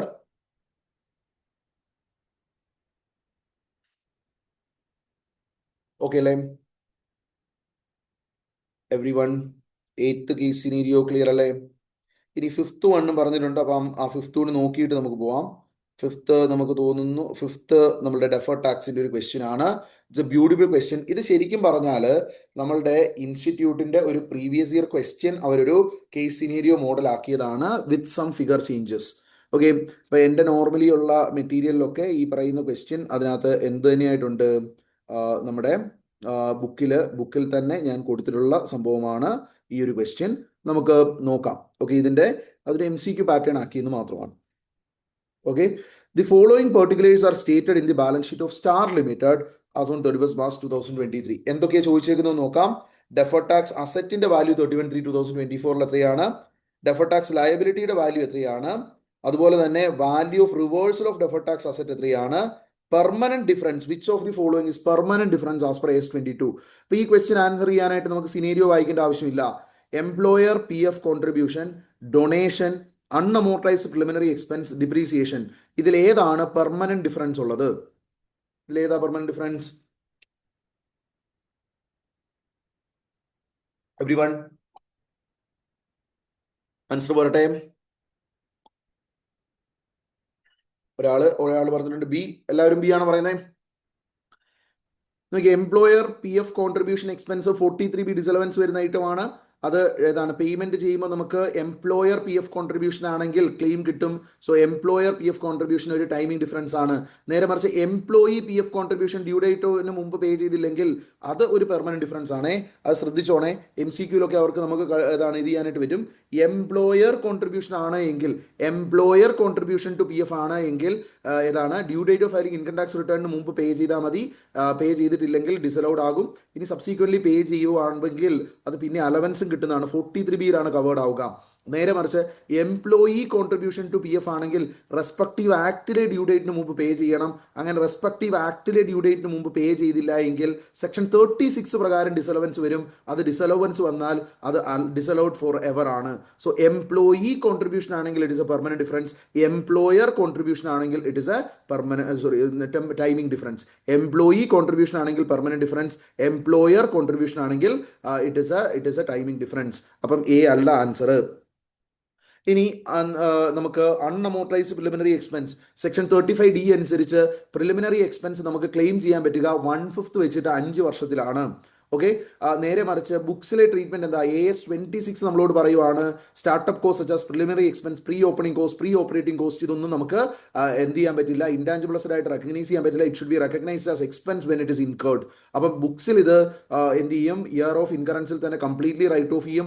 ഇൻകം ടാക്സിൽ 1/5 വെച്ച് 5 വർഷം നമുക്ക് ക്ലെയിം കിട്ടും. അപ്പോൾ അങ്ങനെയുള്ള അൺഅമോർട്ടൈസ്ഡ് പ്രിലിമിനറി എക്സ്പെൻസ് എന്ന് പറയുന്നതാണ് ഒരു പീരിയഡിൽ ഡിസലോ ചെയ്തിട്ട് പിന്നെ 1/5 വെച്ചിട്ട് നെക്സ്റ്റ് 4 വർഷം അതിന്റെ ക്ലെയിം കിട്ടുന്നതാണ്. So that is also A timing difference. ഇനി ഡിപ്രീസിയേഷൻ നമ്മൾ ഓൾറെഡി കണ്ടതാണ്. ഒരു പീരിയഡിൽ ഡിപ്രീസിയേഷൻ കൂടുതൽ ഇൻകം ടാക്സിൽ എടുത്താൽ അതനുസരിച്ച് കുറവായിരിക്കും നമ്മളുടെ എന്താണ് ഫ്യൂച്ചറിൽ എടുക്കാൻ പറ്റുക. അതും ഡിഫറൻസിന്റെ ഇമ്പാക്ട് റിവേഴ്സ് ആകുന്നതാണ്, ടൈമിംഗ് ഡിഫറൻസ് ആണ്. നേരെ മറിച്ച് ഡൊണേഷൻ, വെറുതെ ഡൊണേഷൻ എന്നുള്ളത് ശരിക്കും അംബിഗ്വിറ്റി ഉള്ളതാണ്. ഡൊണേഷൻ ടു പ്രൈവറ്റ് ട്രസ്റ്റ് ആണ് സാധാരണ രീതിയിൽ ഇൻസ്റ്റിറ്റ്യൂട്ട് ഉപയോഗിക്കുന്ന വാക്ക്. ഡൊണേഷൻ ടു പ്രൈവറ്റ് ട്രസ്റ്റ് ആണ് സാധാരണ ഇൻസ്റ്റിറ്റ്യൂട്ട് ഉപയോഗിക്കുന്ന വാക്ക്. കാരണം ഡൊണേഷൻ നോർമലി പേ ചെയ്താൽ സെക്ഷൻ 37 പ്രകാരം ഡിസലൗഡ് ആകും. പക്ഷേ ആ പറയുന്ന ഡൊണേഷൻ ATG രജിസ്ട്രേഷൻ, ATGയിൽ ഈ പറയുന്ന 12AA രജിസ്ട്രേഷൻ കാര്യങ്ങളൊക്കെ എടുത്തേക്കുന്നതാണ്. ATGയിൽ ക്ലെയിം കിട്ടുന്ന ഒരു സർട്ടിഫിക്കറ്റ് കാര്യങ്ങളൊക്കെ ഉണ്ടെങ്കിൽ അവിടെ വേണമെങ്കിൽ ക്ലെയിം എടുക്കാൻ പറ്റും നോർമലി. അപ്പം അങ്ങനെയാണെങ്കിൽ അവിടെ ഡിഫറൻസേ വരില്ല. ഡൊണേഷൻ ഒരു പ്രൈവറ്റ് ട്രസ്റ്റിനാണ്. നമ്മൾ 12AA രജിസ്ട്രേഷനോ കാര്യങ്ങളോ ഒന്നുമില്ല. നമുക്ക് ATGയിൽ ക്ലെയിം എടുക്കാൻ പറ്റില്ലെങ്കിൽ സെക്ഷൻ 37 ഡിസലൗഡ് ആകും, ATG ഡിഡക്ഷൻ കിട്ടില്ല. അപ്പോൾ അവിടെ ഒരു ഡിഫറൻസ് വരും. ആ ഡിഫറൻസ് സെക്ഷൻ 37 പ്രകാരമുള്ള ഡിസലവൻസ്, ബിസിനസ് എക്സ്പെൻഡിച്ചർ അല്ലാത്തതുകൊണ്ടുള്ള ആ ഡിസലവൻസ് വന്ന എമൗണ്ട് പിന്നീട് ഒരിക്കലും ക്ലെയിം എടുക്കാൻ പറ്റുന്നതല്ല. Therefore it is A permanent difference. ഇനി നമുക്ക് ക്വസ്റ്റ്യനിലേക്ക് വരാം. ക്വസ്റ്റ്യനിൽ അവർ പറയുന്നത് ഇതിന് ഡെഫർ ടാക്സ് അസറ്റ് എത്ര, ലയബിലിറ്റി എത്ര, reversal of defer tax asset എത്ര, ഇതാണ് ചോദ്യം. അപ്പോൾ ഓപ്പണിങ്ങിൽ നമുക്കൊരു ഡെഫർ ടാക്സ് അസറ്റ് ഉണ്ട് 1,20,000. എന്തൊക്കെയോ കാരണങ്ങൾ കൊണ്ട് നമ്മളൊരു ഡെഫർ ടാക്സ് അസറ്റ് റെക്കോർഡ് ചെയ്തിട്ടുണ്ട്. എന്തൊക്കെയോ കാരണങ്ങൾ കൊണ്ട് ഒരു ഡെഫർ ടാക്സ് അസറ്റ് റെക്കോർഡ് ചെയ്തിട്ടുണ്ട്. ഇനി എന്തൊക്കെയോ കാരണങ്ങൾ കൊണ്ട് ഡെഫർ ടാക്സ് ലയബിലിറ്റിയും നമ്മൾ റെക്കോർഡ് ചെയ്തിട്ടുണ്ട്. ഓക്കെ, എന്തൊക്കെയോ കാരണങ്ങൾ കൊണ്ട് ഡെഫർ ടാക്സ് അസറ്റും റെക്കോർഡ് ചെയ്തിട്ടുണ്ട്, എന്തൊക്കെയോ കാരണങ്ങൾ കൊണ്ട് ഡെഫർ ടാക്സ് ലയബിലിറ്റിയും റെക്കോർഡ് ചെയ്തിട്ടുണ്ട്. ഓക്കെ, ഇനി താഴെ പറയുന്ന ട്രാൻസാക്ഷൻ 23-24 പറയുന്നു ഡിപ്രീസിയേഷൻ ആസ് പെർ ബുക്സ് 12 ലക്ഷവും depreciation as per income tax 18 ലക്ഷവുമാണ്. അപ്പോൾ ബുക്സിലുള്ളതിനേക്കാൾ ഇൻകം ടാക്സ് ഡിപ്രീസിയേഷൻ കൂടുതലാണ്. ജനറലി അതായിരിക്കും സിറ്റുവേഷൻ. ഇൻകം ടാക്സിൽ ആക്സിലറേറ്റഡ് ഡിപ്രീസിയേഷൻ മെത്തേഡായ WDV ആണ് നമ്മൾ ഫോളോ ചെയ്യുന്നത്. അതും ഇൻകം ടാക്സുകാർ തന്നെ തരുന്ന റേറ്റ് ആണ്. അതിൽ റേറ്റ് കൂടുതലാവാനുള്ള സാധ്യത കൂടുതലാണ്. അപ്പം ഇന്ത്യൻ കോണ്ടെക്സ്റ്റിൽ നോർമലി ഇൻകം ടാക്സ് പ്രകാരമുള്ള ഡിപ്രീസിയേഷൻ റേറ്റ് കൂടുതലും അതുപോലെ തന്നെ ഏതാണ് ബുക്സിലുള്ളത് നോർമലി കുറവുമായിരിക്കും. നോർമലി ഇനീഷ്യൽ ഇയറിൽ സംഭവിക്കുക. അപ്പോൾ അതുപോലെ തന്നെ സംഭവിച്ചേക്കുന്നതാണ്. അപ്പോൾ ഒരു 6 ലക്ഷം രൂപ ഇൻകം ടാക്സിൽ കൂടുതൽ നമ്മൾ ഡിപ്രീസിയേഷൻ ക്ലെയിം ചെയ്തു. അപ്പോൾ ഡിപ്രീസിയേഷൻ്റെ ആ ഡിഫറൻസ് എന്താണ്? It is A timing difference. ഒരു മൾട്ടിപ്പിൾ പീരിയഡിനെ എഫക്ട് ചെയ്യുന്നതാണ്. ഒരു പീരിയഡ് കൂടുതൽ എടുത്താൽ അതനുസരിച്ച് കുറവേ ഫ്യൂച്ചറിൽ എടുക്കാൻ പറ്റുള്ളൂ, റിവേഴ്സൽ ഉണ്ടാവും. ഇങ്ങനെ ഈ 6 ലക്ഷം ഡിഫറൻസിൽ ഇതിന്റെ നേച്ചർ നോക്കിയാൽ ടൈമിംഗ് ഡിഫറൻസ് ആണ്. ഇനി ഈ 6 ലക്ഷം കൂടുതൽ ഡിഡക്ഷൻ ഇപ്പം എടുത്തത് അതിന്റെ ഇമ്പാക്ട് എന്താ? ഫ്യൂച്ചറിൽ അതനുസരിച്ച് കുറവേ നമുക്ക് ക്ലെയിം എടുക്കാൻ പറ്റുള്ളൂ. ഫ്യൂച്ചറിൽ അതനുസരിച്ച് കുറവേ നമുക്ക് ഡിഡക്ഷൻ എടുക്കാൻ പറ്റുള്ളൂ. അപ്പൊ എന്താണ്? ആ ഡിഡക്ഷൻ എടുക്കാൻ പറ്റാതെ വരുന്ന ഫ്യൂച്ചറിലുള്ള പീരിയഡിലെ ടാക്സബിൾ ഇൻകം കൂട്ടും. അപ്പൊ ഫ്യൂച്ചറിലെ ടാക്സ് കൂട്ടുന്ന ഡിഫറൻസ് ആണിത്. അപ്പൊ 6 ലക്ഷത്തിന് ഇത് നമ്മൾ എന്താണ്? ഒരു ടാക്സബിൾ ടൈമിംഗ് ഡിഫറൻസ് ആണ്. നമ്മൾ ഡെഫർ ടാക്സ് ലയബിലിറ്റി ക്രിയേറ്റ് ചെയ്യണം. 6 lakhs ഇൻറ്റു ടാക്സ് റേറ്റ് 20% ആണ്. 6 lakhs ഇൻറ്റു 20%, 1,20,000 കൂടി ഡെഫർ ടാക്സ് ലയബിലിറ്റി ആഡ് ചെയ്യണം. ഇനി അടുത്തത് എന്താ പറയുന്നത്? Interest paid accounted in the books on accrual basis but paid on 15/5/2024. Okay, അപ്പൊ ഇവിടെ വരുന്ന രണ്ടാമത്തെ ഐറ്റത്തിന്റെ ഇമ്പാക്ട് ഒന്ന് ആലോചിച്ച് നോക്കിയേ. ഇവിടെ വരുന്ന രണ്ടാമത്തെ ഐറ്റം എന്ന് പറയുന്നത് നമുക്ക് ഇൻട്രസ്റ്റ് നമുക്ക് സെക്ഷൻ 43B കവേർഡ് ആകുന്ന ഐറ്റമാണ്. ക്വസ്റ്റ്യനിൽ ഞാൻ പറഞ്ഞു എന്തെങ്കിലും കൃത്യമായ ട്രീറ്റ്മെന്റ് പറഞ്ഞിട്ടുണ്ടെങ്കിൽ ആ ക്വസ്റ്റ്യനിൽ പറയുന്ന ട്രീറ്റ്മെന്റ് എടുക്കണം. ഇനി ട്രീറ്റ്മെന്റ് ഒന്നും പറഞ്ഞിട്ടില്ല എങ്കിൽ നമ്മൾ എന്ത് ചെയ്യണം? നമ്മൾ നോർമലി ഇൻകം ടാക്സിൽ എന്തായിരിക്കും നമ്മളുടെ ഇവാലുവേഷൻ എന്നുള്ള രീതിയിൽ നമ്മൾ പോകണം. അപ്പൊ ഇവിടെ നോക്കിയേ, ഇൻട്രസ്റ്റ് പേ ചെയ്തിരിക്കുന്നത് അക്രൂവൽ ബേസിസിൽ ആണ്. ഇൻട്രസ്റ്റ് നമ്മൾ അക്കൗണ്ട് ചെയ്തിരിക്കുന്ന അക്രൂവൽ ബേസിലാണ് 4,50,000. ഈ ഇൻട്രസ്റ്റ് അക്രൂവൽ ബേസിസിൽ അക്കൗണ്ട് ചെയ്തിരിക്കുന്നതിനെ നമ്മൾ നോക്കിയിട്ടുണ്ടെങ്കിൽ due date of filing income tax റിട്ടേണിന് മുമ്പ് പേ ചെയ്താൽ 43B ഡിസലവൻസ് വരില്ല. 15/5 ഇത് പേ ചെയ്തിട്ടുണ്ട്. അപ്പൊ നമുക്ക് എന്താണ് നോ ഡിസലവൻസ്, നോ ഡിസലവൻസ്. അപ്പൊ എന്താണ് no deferred tax impact, no deferred tax impact. Okay ആണോ? അവിടെ ഡിഫറൻസേ ഇല്ല. അപ്പൊ എന്താണ് no deferred tax impact. Okay ആണോ? ഓക്കെ അല്ലേ? ഇനി അടുത്തതാണ് ഒരു നല്ലൊരു സംഭവം. Employer PF contribution expense disallowed for tax purpose in 22-23. കഴിഞ്ഞ വർഷം ഡിസലോ ചെയ്ത ഒരു 43B സംഭവം ഉണ്ടായിരുന്നു, PF കോൺട്രിബ്യൂഷൻ എംപ്ലോയറുടെ. അത് ഈ വർഷം പേ ചെയ്തപ്പോൾ അലോ ചെയ്തു 82,000. അപ്പൊ നിങ്ങളൊന്ന് ആലോചിച്ച് നോക്കിയേ, നമ്മൾ കഴിഞ്ഞ വർഷം നമ്മൾ PF കോൺട്രിബ്യൂഷൻ ഡിസലോ ചെയ്ത് ഇപ്പൊ അലോ ചെയ്യുന്നു. അപ്പൊ ഏതാണ് മൾട്ടിപ്പിൾ പീരിയഡിനെ അഫക്ട് ചെയ്യുന്നുണ്ട്. ഒരു പീരിയഡിൽ എറൈസ് ചെയ്ത ഡിഫറൻസ് ഇപ്പൊ റിവേഴ്സ് ആകുന്നുണ്ട്. ഇറ്റ് ഈസ് ആ ടൈമിംഗ് ഡിഫറൻസ്. ഇനി അതിന്റെ ഇമ്പാക്ട് എന്താ? കഴിഞ്ഞ വർഷം അത് ഡിസലൗഡ് ആയപ്പോൾ ആ വർഷം കൂടുതൽ ടാക്സ് കൊടുത്തു. ഈ വർഷം ബുക്സിലാകുന്നതിന്റെ എക്സ്പെൻസ് ഇല്ലാതെ തന്നെ ഈ വർഷം നമ്മൾ എന്ത് ചെയ്യാൻ വേണ്ടി പോവാണ്? അത്രയും എമൗണ്ട് നമ്മൾ റെക്കോർഡ് ചെയ്യാൻ വേണ്ടി പോവാണ് ടാക്സേഷനിൽ. അപ്പൊ taxable profit to that extent കുറയും. അപ്പൊ ടാക്സ് കുറയ്ക്കുന്ന രീതിയിലുള്ള ഒരു ഡിഫറൻസ് ആയിരുന്നു. അപ്പൊ വന്ന വർഷം it was A deductible temporary difference. വന്ന വർഷം it was A deductible temporary difference. ഇപ്പൊ ഡിഡക്റ്റബിൾ ടെമ്പററി ഡിഫറൻസ് ആയിരുന്നു 2020-23. അപ്പൊ നമ്മൾ എന്ത് ചെയ്യും? DTA റെക്കഗ്നൈസ് ചെയ്യും ഏത് ഇയറിൽ? 22-23. ഇനി 23-24 അത് അലോ ചെയ്യുമ്പോൾ എന്താണ്? ഇത് റിവേഴ്സൽ ഓഫ് DTL ആണ്, reversal of deferred tax asset ആണ്. Reversal of deferred tax asset എങ്ങനെയാണ്? 82,000 ഇൻറ്റു 20%. 82,000 ഇൻറ്റു 20%. നമ്മൾ 16,400. നമ്മൾ 16,400 നമ്മൾ എന്ത് ചെയ്യണം? ഇവിടെ ഡെഫേർഡ് ടാക്സ് അസറ്റിനെ റിവേഴ്സ് ചെയ്യണം.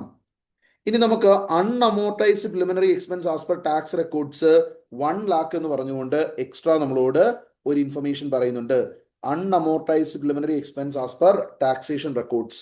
അപ്പൊ പ്രിലിമിനറി എക്സ്പെൻസിന്റെ അൺഅമോർട്ടൈസ്ഡ് പ്രിലിമിനറി എക്സ്പെൻസിന്റെ എമൗണ്ട് നമുക്ക് അവിടെ ഉണ്ട് എങ്കിൽ, അൺഅമോർട്ടൈസ്ഡ് പ്രിലിമിനറി എക്സ്പെൻസിന്റെ എമൗണ്ട് നമുക്ക് അവിടെ ഉണ്ട് എങ്കിൽ, ഓക്കെ, നമ്മളുടെ സിറ്റുവേഷൻ എന്ന് പറയുന്നത് അത് ഫ്യൂച്ചറിൽ ഡിഡക്ഷൻ എടുക്കാൻ പറ്റുന്നതാണ്, ഫ്യൂച്ചറിലെ ടാക്സ് കുറയ്ക്കുന്ന എമൗണ്ട് ആണ്. അപ്പൊ ഈ 1 lakh എന്താണ്? ഒരു ഡിഡക്റ്റബിൾ ടൈമിംഗ് ഡിഫറൻസ് ആണ്. ഈ ഡിഡക്റ്റബിൾ ടൈമിംഗ് ഡിഫറൻസ് ആയിട്ടുള്ള ഈ എമൗണ്ട് നമുക്ക് എന്താണ്? ഡെഫേർഡ് ടാക്സ് അസറ്റിൽ റിസൾട്ട് ചെയ്യുന്നതാണ്. അപ്പൊ മുകളിൽ പറഞ്ഞിരിക്കുന്ന അല്ല, 23-24 വന്ന ട്രാൻസാക്ഷന്റെ അൺഅമോർട്ടൈസ്ഡ് പ്രിലിമിനറി എക്സ്പെൻസ് ആണത്. ഇനി ക്ലെയിം എടുക്കാനുള്ള എമൗണ്ട് ആണത്. അപ്പൊ നമ്മൾ എന്ത് ചെയ്യണം? ഈ 1 lakh DTA ക്രിയേറ്റ് ആവുകയാണ്. 1 lakh ഇൻറ്റു 20%. 20,000 DTA ക്രിയേറ്റ് ചെയ്യണം. ഡൊണേഷൻ എന്താണ്? It is a permanent difference, no deferred tax. ഇതാണ് സിറ്റുവേഷൻ. ഇതിനെ ബേസ് ചെയ്ത് ഡെഫേർഡ് ടാക്സ് അസറ്റിന്റെ വാല്യൂ എന്തായിരിക്കും എന്നാണ് ചോദ്യം. അസറ്റിന് 1,20,000 ആയിരുന്നു ഓപ്പണിംഗ് ബാലൻസ്. അതിൽ നിന്ന് 16,400 നമ്മൾ എന്ത് ചെയ്തു? റിവേഴ്സൽ ആയിട്ട് കുറച്ചു. ഇനി അതിനുശേഷം 20,000 നമ്മൾ റെക്കഗ്നൈസ് ചെയ്തു. അങ്ങനെ 1,20,000 മൈനസ് 16,400 പ്ലസ് 20,000 എത്രയാണ്? 1,23,600 ആയിരിക്കും ഡെഫേർഡ് ടാക്സ് അസറ്റിന്റെ എമൗണ്ട് ഉള്ളത്. 1,23,600 ആയിരിക്കും. ഇനി നമ്മളോട് രണ്ടാമത് ചോദിച്ചിരിക്കുന്ന ഡെഫേർഡ് ടാക്സ് ലയബിലിറ്റിയുടെ വാല്യൂ ആണ്. ഡെഫേർഡ് ടാക്സ് ലയബിലിറ്റി ബിഗിനിങ്ങിൽ 2,10,000 ആയിരുന്നു. ആ 2,10,000 കൂടെ നമ്മൾ DTL 1,20,000 കൂടി ക്രിയേറ്റ് ചെയ്തു. വേറെ എവിടെയും ഡെഫേർഡ് ടാക്സ് ലയബിലിറ്റി വരുന്നില്ല. അപ്പൊ 3,30,000 ആയി. സോ 3,30,000 ആണ് ഡെഫേർഡ് ടാക്സ് ലയബിലിറ്റിയുടെ ക്ലോസിംഗ് ബാലൻസ്. ഇനി what is the value of reversal of deferred tax asset ആണ് അടുത്തത് ചോദിച്ചത്. റിവേഴ്സൽ ഓഫ് ഡെഫേർഡ് ടാക്സ് അസറ്റിന്റെ വാല്യൂ എന്ന് പറയുന്നത് നമ്മൾ ഇവിടെ കണ്ടിരുന്നു. റിവേഴ്സൽ നടന്നിരുന്നത് 16,400 ആണ്. അപ്പൊ 16,400 റിവേഴ്സൽ നമ്മൾ നമ്മളുടെ ബുക്സിൽ റെക്കോർഡ് ചെയ്യും. This is the treatment with respect to this scenario. അപ്പൊ നമുക്ക് എന്താണ്? കേസ് സിനേരിയോ നമ്പർ 5 ആണിത്. ഓക്കെ അല്ലേ? അപ്പൊ നമ്മൾ ഡിസ്കസ് ചെയ്തിരിക്കുന്നത് 1, 2, 4, 5, 8 ഇത്രയും നമ്മളിപ്പം ഡിസ്കസ് ചെയ്തു. ഓക്കെ, അടുത്തതിലേക്ക് പോകാമോ? അടുത്ത കേസ് സിനേരിയോയിലേക്ക് പോകാമോ? എവ്രിവൺ ക്ലിയർ ആണോ ഇതുവരെ ഉള്ളത്? ക്ലിയർ ആണോ ഇതുവരെ ഉള്ളത്?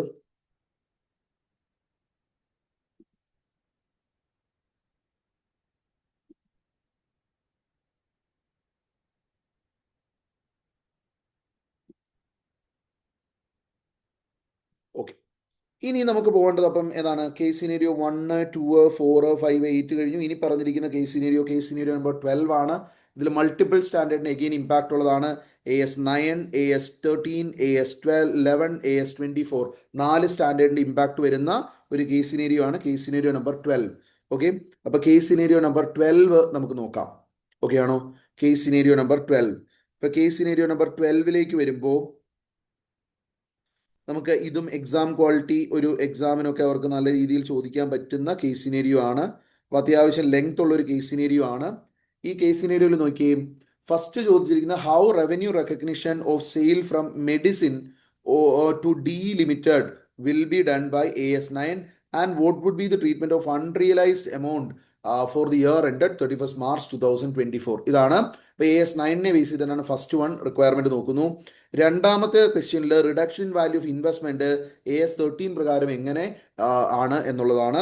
മൂന്നാമത്തേതിന്റെ requirement loss or gain due to 4x rate change 31st March AS11 പ്രകാരം എത്രയാണ് എന്നുള്ളതാണ്.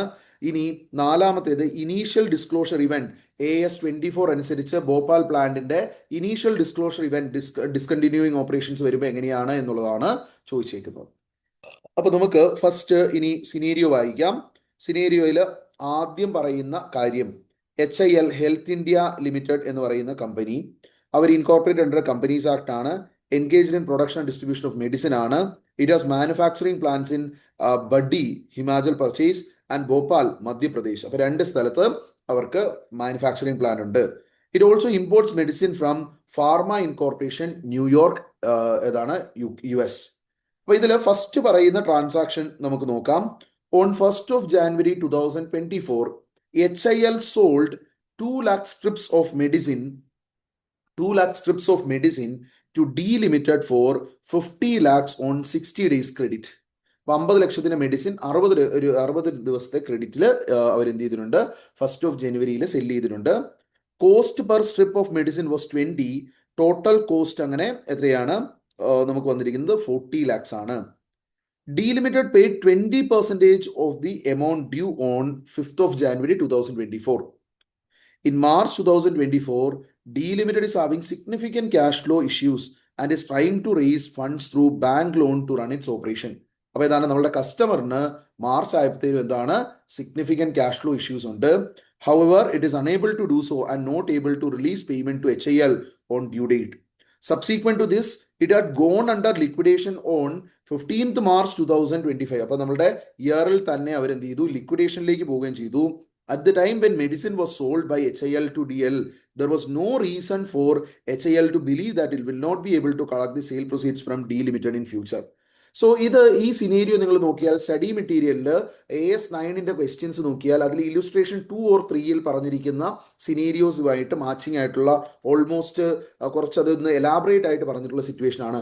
അൺസർട്ടനിറ്റി റിലേറ്റഡ് ടു കളക്ഷൻ എന്ന് പറയുന്ന ഒരു സിറ്റുവേഷനെ ബേസ് ചെയ്തിട്ടാണ് ഈ സംഭവം ഉള്ളത്. അപ്പോൾ AS9ൽ സ്റ്റാൻഡേർഡ് സെല്ലേഴ്സ് പറയുന്നു സെയിൽ ഓഫ് ഗുഡ്സ് നമുക്ക് റെക്കഗ്നൈസ് ചെയ്യാനായിട്ട് 2 ക്രൈറ്റീരിയ സാറ്റിസ്ഫൈ ചെയ്യണം.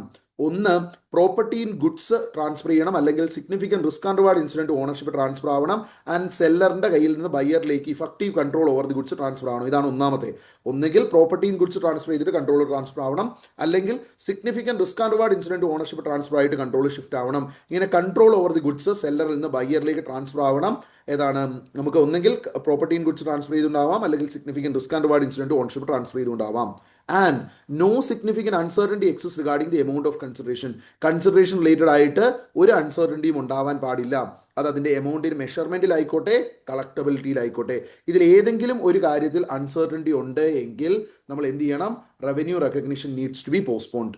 ഇതിൽ ഏതെങ്കിലും ഒരു കാര്യത്തിൽ അൺസർട്ടനിറ്റി ഉണ്ട് എങ്കിൽ revenue recognition needs to be postponed. ഇതാണ് നമ്മളുടെ AS9ൽ അവർ പറയുന്ന കാര്യമുള്ളത്. ഇനി AS9 നമ്മൾ ആ ഒരു ക്രൈറ്റീരിയ നോക്കുമ്പോൾ അതിനകത്ത് പാരഗ്രാഫ് 9 സ്പെസിഫൈ ചെയ്ത് പറയുന്ന ഒരു പോയിന്റ് ഉണ്ട്. If the ability to lacking if the ability to collect if the ability to assess the ultimate collection is lacking at the time of raising any claim, revenue recognition should be postpone to the extent of uncertainty involve. ഏതെങ്കിലും ഒരു claim നമ്മൾ എന്ത് ചെയ്യുമ്പോഴാണ് നമ്മൾ submit ചെയ്യുന്ന സമയത്ത് നമുക്ക് ability to assess the ultimate collection lacking ആണെങ്കിൽ റവന്യൂ റെക്കഗ്നിഷൻ പോസ്റ്റ്പോൺ ചെയ്യണം. അവിടെ എടുത്തു പറയുവാണ് സെയിലിന്റെ സമയത്ത് അൺസർട്ടനിറ്റി ഉണ്ടെങ്കിൽ റവന്യൂ റെക്കഗ്നിഷൻ പോസ്റ്റ്പോൺ ചെയ്യണം. After the sale is made അല്ലെങ്കിൽ റെൻഡറിംഗ് ഓഫ് സർവീസ് കഴിഞ്ഞിട്ടാണ് നമുക്ക് ഒരു അൺസർട്ടനിറ്റി വരുന്നതെങ്കിൽ നമ്മൾ എന്ത് ചെയ്യരുത്, റവന്യൂവിലേക്ക് അഡ്ജസ്റ്റ് ചെയ്യരുത്. ആദ്യം റവന്യൂ റെക്കഗ്നിഷൻ നമ്മൾ ചെയ്തതാണ്, പിന്നീട് എന്ത് ചെയ്യണം, സെപ്പറേറ്റ് പ്രൊവിഷൻ ക്രിയേറ്റ് ചെയ്യണം റാദർ ദാൻ അഡ്ജസ്റ്റിംഗ്. അപ്പൊ ഇവിടുത്തെ സിറ്റുവേഷൻ സെയിൽ നടക്കുമ്പോൾ അൺസർട്ടനിറ്റി ഒന്നും ഇല്ലായിരുന്നു. സോ 50 lakhs നമുക്ക് എന്ത് ചെയ്യാൻ പറ്റും, റവന്യൂ റെക്കഗ്നൈസ് ചെയ്യാൻ പറ്റും. അതിൽ നിന്ന് 20% എമൗണ്ട് ആയ 10 lakhs കിട്ടുകയും ചെയ്തതാണ്. അപ്പൊ അത്രയും എമൗണ്ട് ബുക്സിൽ ഏതാണ് റിസീവബിളിൽ നിന്ന് കുറഞ്ഞിട്ട് ബാക്കി 40 lakhs ഉണ്ട്. ഈ 40 lakhs ഇവർ ലിക്വിഡേഷനിലേക്ക് പോകുമ്പോൾ റിക്കവറബിലിറ്റി ഒന്നും ഇല്ലെങ്കിൽ നമ്മൾ ബാഡ് ഡെറ്റ്സ് ആയിട്ട് റൈറ്റ് ഓഫ് ചെയ്യേണ്ടതായിട്ട് വരും. ഇതാണ് ഫസ്റ്റ് ക്വസ്റ്റ്യന്റെ ആൻസർ വരിക. ഫസ്റ്റ് ക്വസ്റ്റ്യനിൽ അവർ ചോദിക്കുന്നു, നമുക്ക് ആൻസർ തന്നേക്കുന്നത് revenue will be recognised for 50 lakhs, subsequently unrealised amount will be 50 lakhs. Unrealised amount 50 lakhs debited to bad debts എന്ന് പറയുന്നത് തെറ്റാണ്. 10 ലക്ഷം കിട്ടിയതാണ്, അതിനകത്ത് പിന്നെ ബാഡ് ഡെറ്റ്സിന്റെ ആവശ്യമില്ല. റവന്യൂ 40 ലക്ഷത്തിനെ റെക്കഗ്നൈസ് ചെയ്യുള്ളൂ എന്ന് പറഞ്ഞാൽ തെറ്റാണ്. റവന്യൂ 50 ലക്ഷത്തിന് റെക്കഗ്നൈസ് ചെയ്യും. Subsequently unrealised amount 40 lakhs will be debited to bad debts. C ആണ് നമ്മളുടെ കറക്റ്റ് ആൻസർ വരിക. ഓക്കെ അല്ലേ? ഇനി നമുക്ക് രണ്ടാമത് അവിടെ പറയുന്ന കാര്യം എന്താണെന്ന് നോക്കാം. On 1st of April 2023, HIL Limited, HIL has made an investment of 200 lakhs in equity shares of Rose Limited, of which 50% is made in long-term category, that is long-term investment, and rest as temporary investment, that is current investment. The realizable value of all such investment on 31st March 2024 becomes 50 lakhs and Rose Limited loses a copyright case. From the given market condition, it is apparent that reduction value is not temporary in nature. അപ്പോൾ ഇവിടെ ഇൻവെസ്റ്റ്മെന്റിന്റെ value reduction എങ്ങനെ account ചെയ്യണം എന്നുള്ളതാണ്. ഇത് again illustrations ആയിട്ട് നമ്മളുടെ AS13 study material ക്വസ്റ്റ്യനിൽ illustration 1, 2, 3 ആ ഏരിയാസ് നിങ്ങൾ നോക്കുവാണെങ്കിൽ അവിടെ കിടക്കുന്ന ഒരു ക്വസ്റ്റ്യൻ ഡിറ്റോ ആണ്. ഓക്കെ, അവിടെ 600 lakhs ഇൻവെസ്റ്റ് ചെയ്യുന്നു, അവിടെ അതാണ് 50-50 ആയിട്ട് വരുന്നു, വാല്യൂ 200 lakhs ആയിട്ട് റെഡ്യൂസ്ഡ് ആകുന്നു എന്നുള്ളത് ഒഴിച്ചാൽ ബാക്കി ഫിഗേഴ്സ് മാത്രം ഒന്ന് ചേഞ്ച് ആയി എന്നുള്ളത് ഒഴിച്ചാൽ ബാക്കി facts R exactly the same. അപ്പം ഇവിടുത്തെ സിറ്റുവേഷനിൽ നമ്മൾ എന്ത് ചെയ്യണം, ഇവിടെ വാല്യൂ റിഡക്ഷൻ അക്കൗണ്ട് ചെയ്യാൻ എന്നുള്ളതാണ് നമ്മളുടെ സെക്കൻഡ് ക്വസ്റ്റ്യൻ ഉള്ളത്. How will you recognise reduction in value? Okay, അപ്പൊ നമുക്ക് 50 ലക്ഷത്തിലേക്ക് വാല്യൂ റെഡ്യൂസ്ഡ് ആയിട്ടുണ്ട്. കറണ്ട് ഇൻവെസ്റ്റ്മെന്റ് ആണ് lower of current and lower of cost and fair value എന്നുള്ള രീതിയിലായിരിക്കും വാല്യുവേഷൻ ചെയ്യുക. ഇനി നമ്മളുടെ ലോങ് ടേം ഇൻവെസ്റ്റ്മെന്റ് ആണ് എങ്കിൽ usually carried at cost, but if there is A decline other than temporary നമ്മൾ പ്രൊവിഷൻ ക്രിയേറ്റ് ചെയ്യും. അപ്പോൾ ഇവിടുത്തെ സിറ്റുവേഷനിൽ അതർ ദാൻ ടെമ്പററി ഡിക്ലൈൻ ആണെന്നും പറയുന്നുണ്ട്.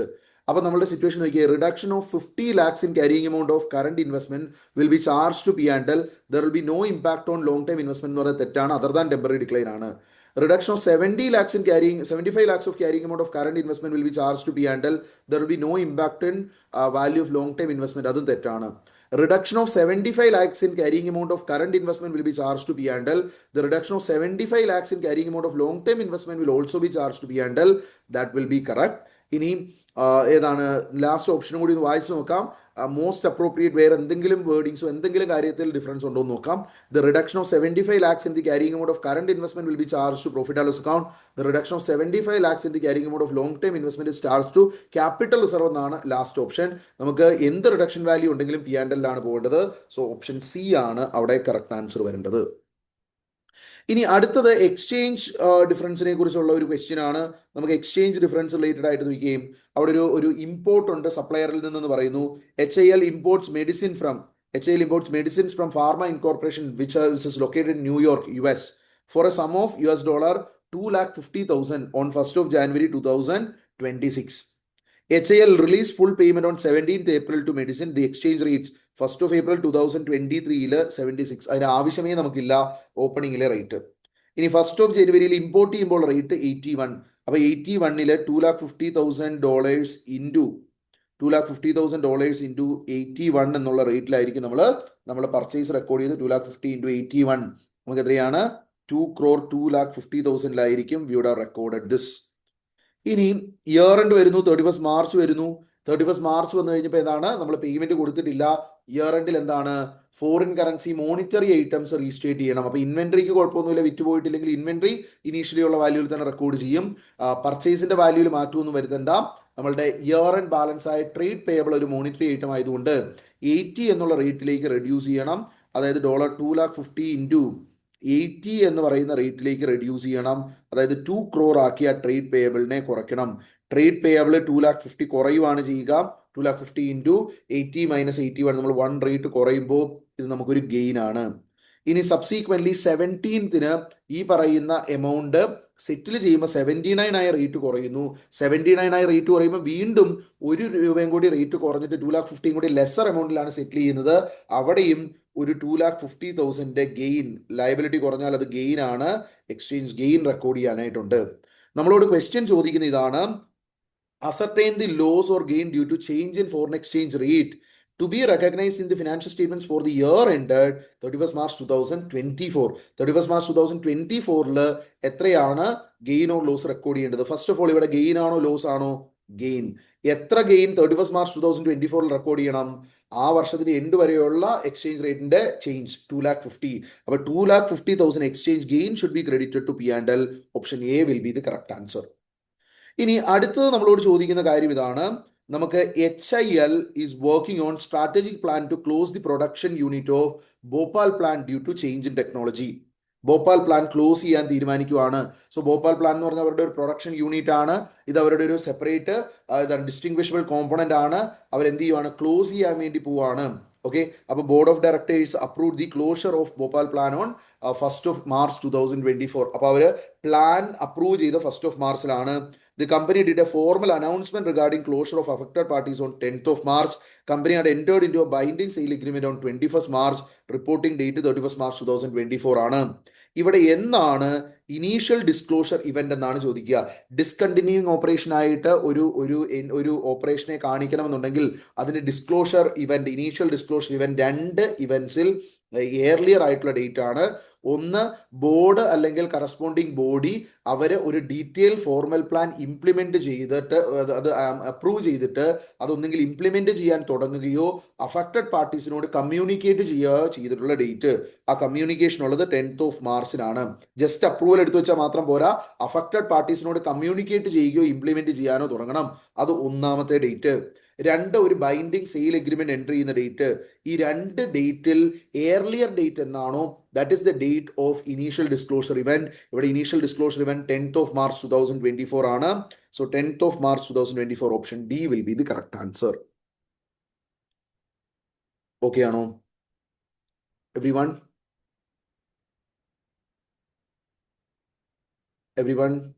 ഓക്കെ ആണോ? Case scenario number 12, is it clear? Okay,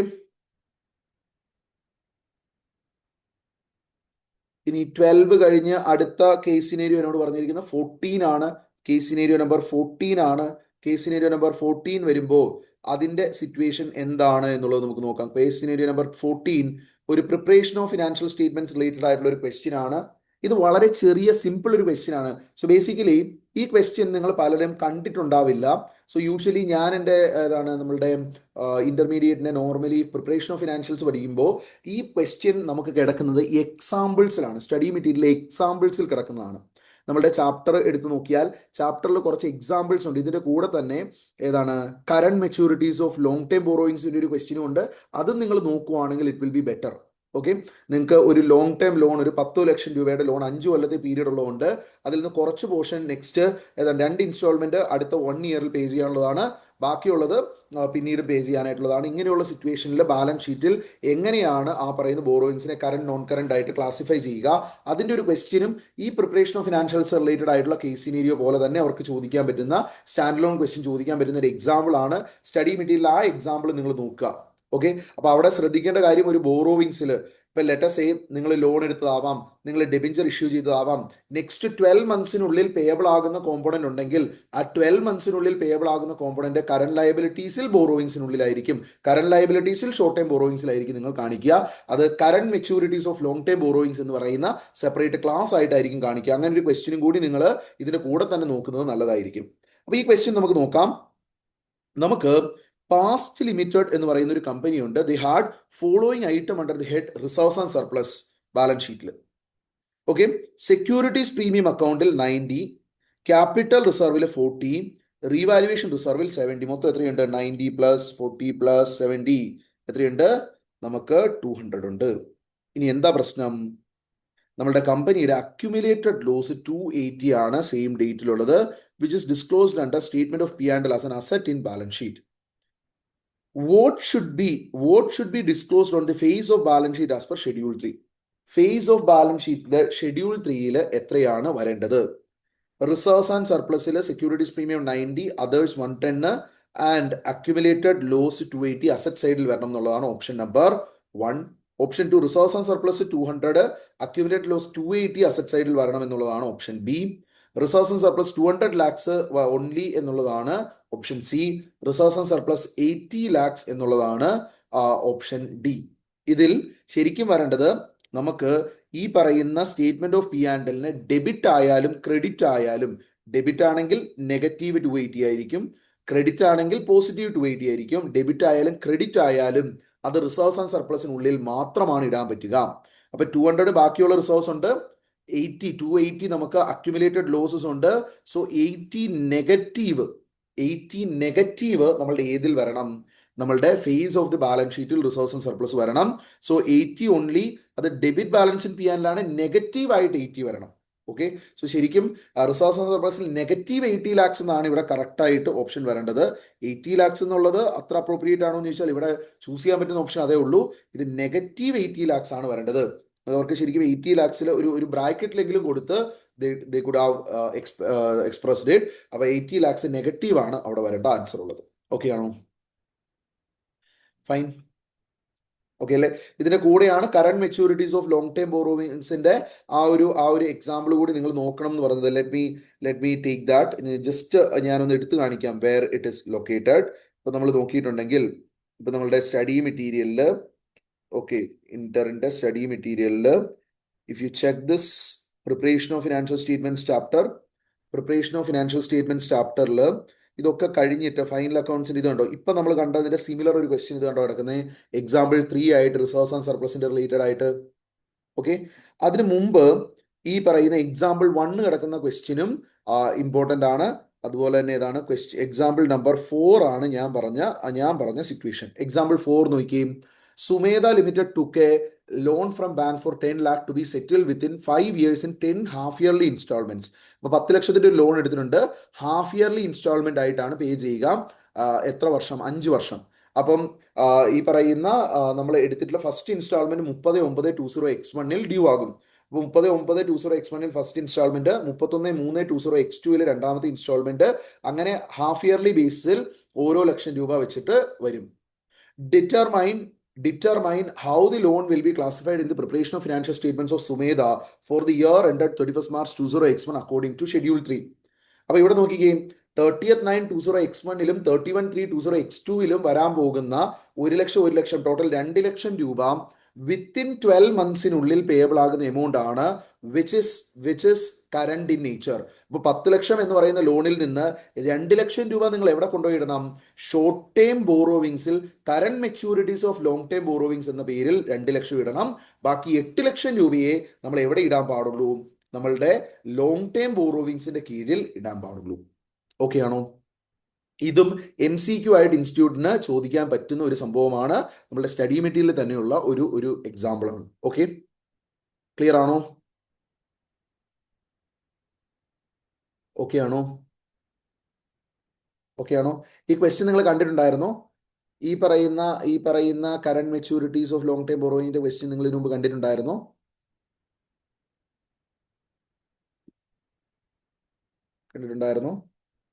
yes, കുറച്ച് പേര് കണ്ടിട്ടുണ്ട്. കാണാത്തവരുണ്ടായിരുന്നോ? എക്സാമ്പിൾ 4 ഉള്ള സംഭവം നിങ്ങൾ ധൈര്യമായിട്ട് പറഞ്ഞു, ഒരു പ്രശ്നമില്ല. അല്ലെങ്കിൽ പ്രൈവറ്റ് ആയിട്ട് അയച്ചാലും മതി, കുഴപ്പമൊന്നുമില്ല. ഓക്കെ, ഇന്ന് നോക്കിയേ, അടുത്ത് നോക്കിയേ, Prince presents its provision for contingencies under reserves and surplus in the notes to accounts whether the presentation is correct. വേറൊരു ക്വസ്റ്റ്യൻ ഉണ്ട്. അപ്പൊ അവിടെ പ്രൊവിഷൻ ഫോർ കണ്ടിജൻസീസ് എന്ന് പറഞ്ഞാൽ പ്രൊവിഷൻ എന്നുള്ള വാക്ക് ലയബിലിറ്റി ആണ്. അതൊരിക്കലും റിസർവ്സ് ആൻഡ് സർപ്ലസിന്റെ കീഴിൽ ഇടാൻ പറ്റില്ല. പ്രൊവിഷൻ എന്ന് പറഞ്ഞാൽ it is a liability which can be measured by only using substantial degree of estimation ആണ്.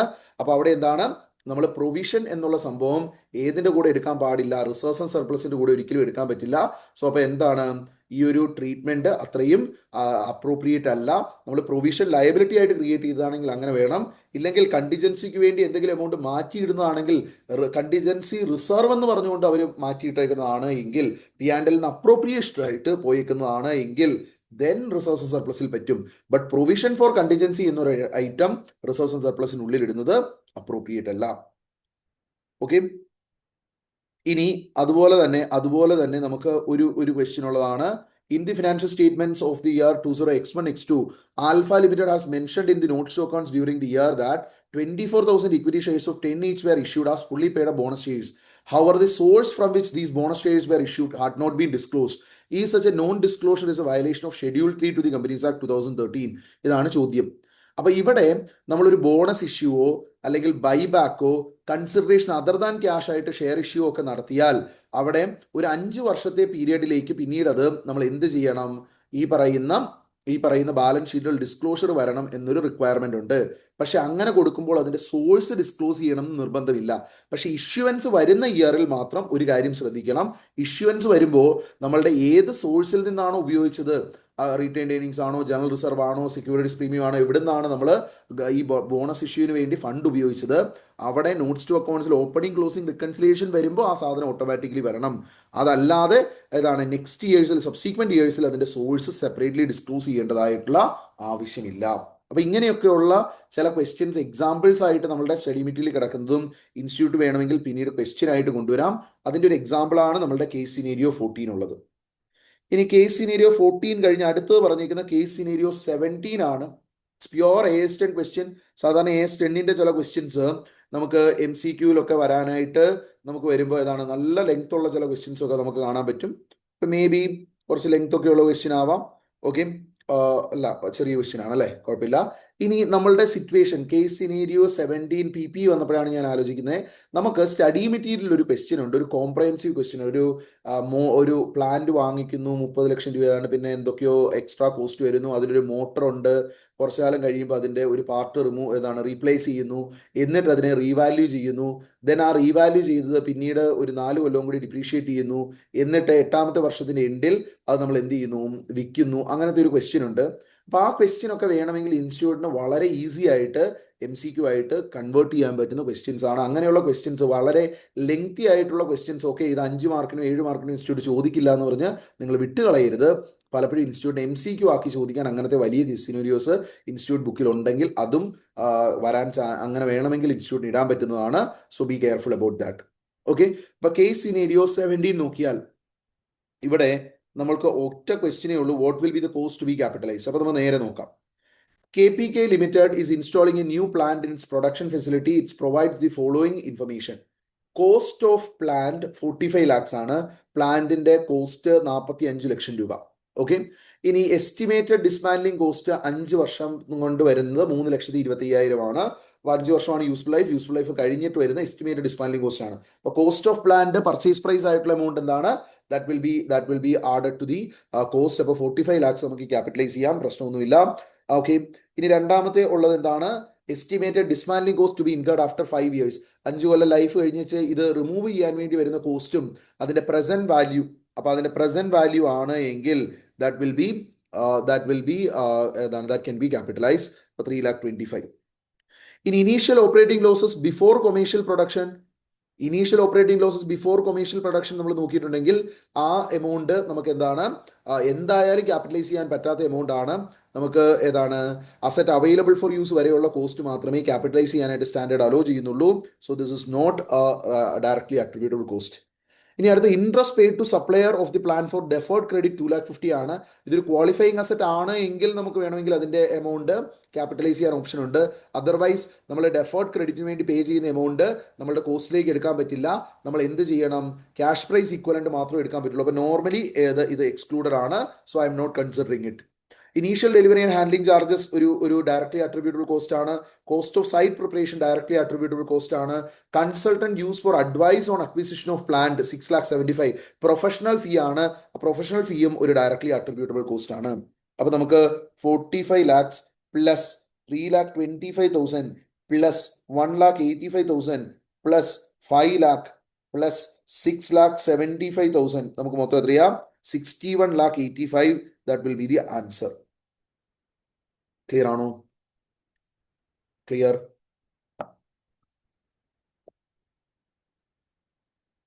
Any doubt on this? Any doubt on this? Case scenario 17. Any doubt? ഇതിൽ ചിലർക്ക് ഡൗട്ട് വരിക consultants use for advice on acquisition of plant എങ്ങനെയാണ് വരുന്നത് എന്ന് ചിലർക്ക് doubt വരാം. അപ്പൊ ആ പോയിന്റിൽ ഉള്ള ഒരു സംഭവം എന്ന് പറഞ്ഞാൽ നമുക്ക് ഇപ്പോൾ ഒരു നമ്മളുടെ ബിൽഡിംഗ് പണിയുവാണെങ്കിൽ ബിൽഡിങ്ങിന് എഞ്ചിനീയറിന്റെ നമ്മൾ എന്ത് ചെയ്യും? അഡ്വൈസ് കാര്യങ്ങൾ എടുക്കും. ആ അഡ്വൈസ് എന്താണ്? നമ്മുടെ ഡയറക്ട്ലി അട്രിബ്യൂട്ടബിൾ കോസ്റ്റ് ആണ്. സിമിലർലി ചിലപ്പോൾ നിങ്ങൾ ഒരു ബിൽഡിംഗ് പണിയുമ്പോൾ ഇലക്ട്രിക്കൽ വർക്കൊക്കെ വലിയ ഹ്യൂജ് ബിൽഡിംഗ് ആണെന്ന് വിചാരിക്കുക. ഇലക്ട്രിക്കലിന് അതിന് സ്പെസിഫിക് ആയിട്ടുള്ള റിക്വയർമെന്റ് ഉണ്ടാവും. അതിനുവേണ്ടി മാത്രം ഒരു ഇലക്ട്രിക്കൽ എഞ്ചിനീയറെ വെച്ചിട്ട് നമ്മൾ എന്ത് പറയും? നമ്മൾക്ക് ഇത്രയും സ്ക്വയർ ഫീറ്റ് കൺസ്ട്രക്ഷൻ ആണ്, അപ്പൊ ഏതൊക്കെ അസറ്റ് ഏത് കപ്പാസിറ്റി ഉള്ളത് വാങ്ങിക്കണം, ഇതിനുള്ള അഡ്വൈസ് മാത്രമേ അവർ തരുള്ളൂ. ആ അഡ്വൈസിനെ ബേസ് ചെയ്തിട്ടായിരിക്കും നമ്മൾ വാങ്ങിക്കുക. എങ്കിലേ നമുക്ക് അവസാനം എന്ത് കിട്ടുള്ളൂ? ഇത് കംപ്ലീറ്റ് ചെയ്തതിന്റെ കാര്യങ്ങളെല്ലാം അപ്രൂവൽ കാര്യങ്ങളെല്ലാം കിട്ടി ഗവൺമെന്റിൽ നിന്ന് പ്രോപ്പർ പേപ്പർ കിട്ടുള്ളൂ. അപ്പൊ അതിനുവേണ്ടി ഒരാളെ നിയോഗിച്ചിട്ടുണ്ടെങ്കിൽ അതും എന്താണ്? ആ അസറ്റിന്റെ ഡയറക്ട്ലി അട്രിബ്യൂട്ടബിൾ കോസ്റ്റ് ആണ്. ആ കോസ്റ്റ് വരാതെ നമുക്ക് എന്ത് ചെയ്യാൻ പറ്റില്ല? അസറ്റിനെ റെഡി ഫോർ യൂസ് കണ്ടീഷനിലേക്ക് കൊണ്ടുവരാൻ പറ്റില്ല. നമ്മൾ തന്നെ ചെയ്യാൻ നോക്കിയാൽ മൊത്തം കുളവാകും.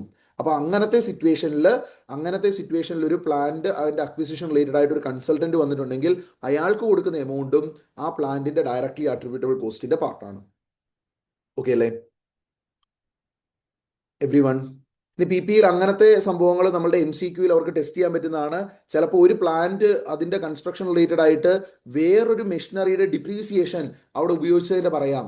ഓക്കെ, നമുക്ക് നോർമൽ രീതിയിൽ വേറൊരു അസറ്റ് ഈ അസറ്റ് കൺസ്ട്രക്ട് ചെയ്യാൻ വേണ്ടി ഉപയോഗിച്ചിട്ടുണ്ടെങ്കിൽ എത്ര ദിവസം ഉപയോഗിച്ച് അതിന്റെ ഡിപ്രീസിയേഷൻ അടക്കം ഡയറക്ട്ലി അട്രിബ്യൂട്ടബിൾ കോസ്റ്റ് ആണ്. അപ്പൊ അങ്ങനെയുള്ള അഡ്ജസ്റ്റ്മെന്റ്സും കാര്യങ്ങളും ഒക്കെ ചിലപ്പോൾ വേണമെങ്കിൽ ഇൻസ്റ്റിറ്റ്യൂട്ട് ഇടാം. 2022-23 സമയത്ത് ഇൻസ്റ്റിറ്റ്യൂട്ട് ഇറക്കിയ ഒരു 2023 നവംബർ RTPയുടെ ക്വസ്റ്റ്യനിൽ we are having such a question. ഇതാണ് നമ്മുടെ AS10 PPയിൽ. ഓക്കെ, അപ്പം ഇതാണ് കേസ് സിനേരിയോ നമ്പർ 17 ഉള്ളത്. ഇനി വേറെ ഏതെങ്കിലും കേസ് സിനേരിയോ ഡൗട്ട് ഉള്ളതുണ്ടോ? ഏതെങ്കിലും ഡൗട്ട് ഉള്ളതുണ്ടോ? 18th one, കേസ് സിനേരിയോ 18 പറയുന്നുണ്ട്. So case scenario 18, it's a very simple question on your AS15 employee benefit. Employee ബെനിഫിറ്റിന്റെ സ്റ്റഡി മെറ്റീരിയലിൽ തന്നെ കിടക്കുന്ന വളരെ ചെറിയൊരു ക്വസ്റ്റ്യൻ ആണ് ഇത്. അതിന്റെ ഫിഗർ മാത്രമാണ് മാറ്റിയിരിക്കുന്നത്. അപ്പൊ എംപ്ലോയി ബെനിഫിറ്റിന്റെ സംഭവം വരുമ്പോൾ നമുക്ക് എംപ്ലോയി ബെനിഫിറ്റ്സിനെ നമ്മൾ 4ആയിട്ട് തിരിക്കാറുണ്ട്. ഷോർട്ട് ടൈം എംപ്ലോയി ബെനിഫിറ്റ്, ഇതാണ് നമ്മളുടെ post employment benefit, termination benefits, other long time employee benefits എന്നൊക്കെ പറഞ്ഞ് നമ്മൾ തിരിക്കാറുണ്ട്. ഇതിൽ ഷോർട്ട് ടൈം എംപ്ലോയി ബെനിഫിറ്റിന്റെ accounting treatment it is straight forward. ഇനി പോസ്റ്റ് എംപ്ലോയ്മെന്റ് ബെനിഫിറ്റോ അതർ ലോങ് ടൈം എംപ്ലോയി ബെനിഫിറ്റോ ആണെങ്കിൽ നമ്മൾ അക്കൗണ്ടിംഗ് ചെയ്യുക എങ്ങനെയാണ് എന്ന് ചോദിച്ചാൽ നമുക്ക് അതിന്റെ നേച്ചർ നോക്കും. ഡിഫൈൻഡ് കോൺട്രിബ്യൂഷൻ പ്ലാൻ ആണോ ഡിഫൈൻഡ് ബെനിഫിറ്റ് പ്ലാൻ ആണോ എന്ന് നോക്കും. ഡിഫൈൻഡ് കോൺട്രിബ്യൂഷൻ പ്ലാൻ ആണെങ്കിൽ contribution due for the period expense ആക്കും. Whatever be the unpaid amount അത് നമ്മൾ ലയബിലിറ്റി ആക്കും. അത് 12 മാസത്തിനുള്ളിൽ പേയബിൾ ആണ് എങ്കിൽ നമ്മൾ ഡിസ്കൗണ്ടിങ് പോലും ചെയ്യില്ല. വളരെ സിമ്പിൾ ആയിട്ട് സ്ട്രേറ്റ് ഫോർവേഡ് അക്കൗണ്ടിങ് ആയിരിക്കും. എംപ്ലോയേഴ്സ് കോൺട്രിബ്യൂഷൻ ടു PF ഒക്കെ നമ്മൾ പോസ്റ്റ് എംപ്ലോയ്മെന്റ് ബെനിഫിറ്റിലെ ഡിഫൈൻഡ് കോൺട്രിബ്യൂഷൻ പ്ലാന്റെ എക്സാമ്പിൾ ആണ്. ഇനി നമുക്ക് ഡിഫൈൻഡ് ബെനിഫിറ്റ് പ്ലാൻ ആണ് അടുത്ത വെറൈറ്റി ഉള്ളത്. ഡിഫൈൻഡ് ബെനിഫിറ്റ് പ്ലാൻ എന്ന് പറഞ്ഞിട്ടുണ്ടെങ്കിൽ നമുക്ക് ഒരു പ്ലാനിൽ ചിലപ്പോൾ ഒരു ഫിക്സഡ് കോൺട്രിബ്യൂഷൻ ഒരു ഫണ്ടിലേക്ക് കൊടുക്കാതിരിക്കാം. But ultimate responsibility to settle the obligation remains with the employer ആണെങ്കിൽ it is a defined benefit plan. ഒരു പ്ലാനിലേക്ക് ഫിക്സഡ് എമൗണ്ട് കൊടുക്കുന്നു, നമ്മളുടെ റെസ്പോൺസിബിലിറ്റി ആ എമൗണ്ട് കൊടുക്കുന്നത് മാത്രമേ ഉള്ളൂ എങ്കിൽ it is a defined contribution plan. നമ്മളൊരു ഫിക്സഡ് എമൗണ്ട് ഒരു ഫണ്ടിലേക്ക് കൊടുക്കാതിരിക്കാം. നമ്മളുടെ റെസ്പോൺസിബിലിറ്റി ഏതാണ്? അതിന്റെ സെറ്റിൽമെന്റിന്റെ സമയം വരുമ്പോൾ അത് പേ ചെയ്യാനായിട്ട് അൾട്ടിമേറ്റ് റെസ്പോൺസിബിലിറ്റി നമുക്കുണ്ട്. ഫണ്ട് ക്രിയേറ്റ് ചെയ്താണെങ്കിൽ ഫണ്ടിൽ പൈസ ഇല്ലെങ്കിൽ നമ്മൾ കൊടുക്കേണ്ടതാണെങ്കിൽ ആ സിറ്റുവേഷനിൽ അത് ഡിഫൈൻഡ് ബെനിഫിറ്റ് പ്ലാൻ ആയിരിക്കും. ഫണ്ട് ക്രിയേറ്റ് ചെയ്തില്ല നമ്മൾ തന്നെയാണ് സെറ്റിൽ ചെയ്യേണ്ടതെങ്കിലും അത് ഡിഫൈൻഡ് ബെനിഫിറ്റ് പ്ലാൻ ആയിരിക്കും. ഈ ഡിഫൈൻഡ് ബെനിഫിറ്റ് പ്ലാൻ വരുമ്പോഴാണ് നമ്മളെ സംബന്ധിച്ചിടത്തോളം എന്താണ് നമ്മൾ എത്രയാണോ ഒബ്ലിഗേഷന്റെ എമൗണ്ട് അത് കണ്ടുപിടിക്കണം. അത് കണ്ടുപിടിക്കാൻ വരുമ്പോൾ ഒത്തിരി അസംഷൻസ് ജഡ്ജ്മെന്റ്സ് ആവശ്യമുള്ളത് കൊണ്ട് നമ്മൾ ആക്ച്വറിയുടെ ഹെൽപ്പ് എടുക്കും. അപ്പൊ ആക്ച്വറിയുടെ ഹെൽപ്പ് എടുത്തിട്ട് ആക്ച്വറിയൽ വാല്യുവേഷനെ ബേസ് ചെയ്തിട്ടായിരിക്കും അക്കൗണ്ടിങ് ചെയ്യുക. അങ്ങനെ ആക്ച്വറിയൽ വാല്യുവേഷൻ ബേസ്ഡ് ആയിട്ട് ഇതിന്റെ അക്കൗണ്ടിങ് ചെയ്തു വരുന്ന സിറ്റുവേഷനിൽ first actuary present value of obligation കാണാൻ വേണ്ടിയുള്ള കമ്പ്യൂട്ടേഷൻ എടുക്കും.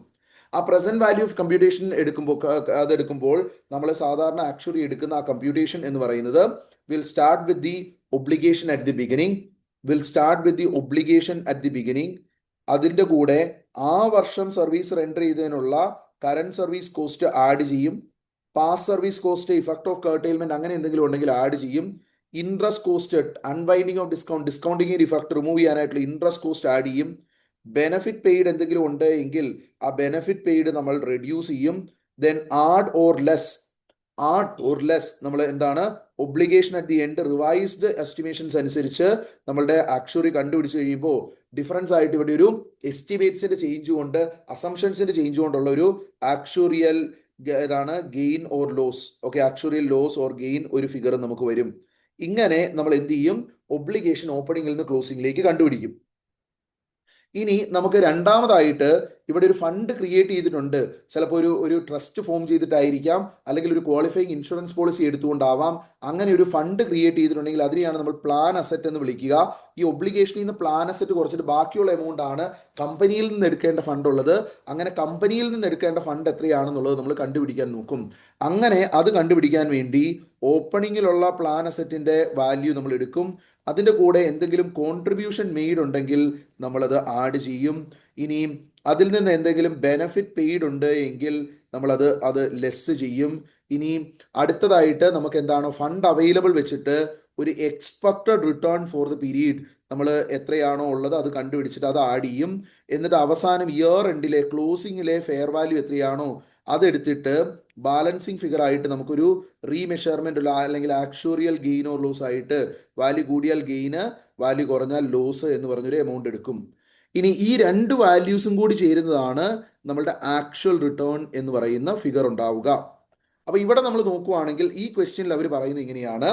ഈ ക്വസ്റ്റ്യനിൽ fair value of plan asset at the beginning 10 ലക്ഷമാണ്. അപ്പൊ fair value of plan asset ഓപ്പണിംഗിൽ 10 ലക്ഷം. എംപ്ലോയർ കോൺട്രിബ്യൂഷൻ 3,50,000 ഉണ്ട്. ബെനഫിറ്റ് പെയ്ഡ് 2,50,000 ഉണ്ട്. ഇനി fair value as at the end 14,25,000 ആണ്. അങ്ങനെയാണെങ്കിൽ ചോദ്യം ഇതാണ്, what is the actual return on plan asset? ഇത് സോൾവ് ചെയ്താൽ മതി ബാലൻസിങ് ഫിഗർ ആയിട്ട്. 10 lakh plus 3,50,000 minus 2,50,000 11 lakhs minus 14,25,000 ഇത് തമ്മിലുള്ള ഡിഫറൻസ് എത്രയാണ്? നമുക്ക് 3,25,000 എന്നൊരു ഫിഗർ കിട്ടി. അപ്പൊ 3,25,000 ആയിരിക്കും നമ്മളുടെ actual return. That's it. Okay ആണോ എവ്രി വൺ?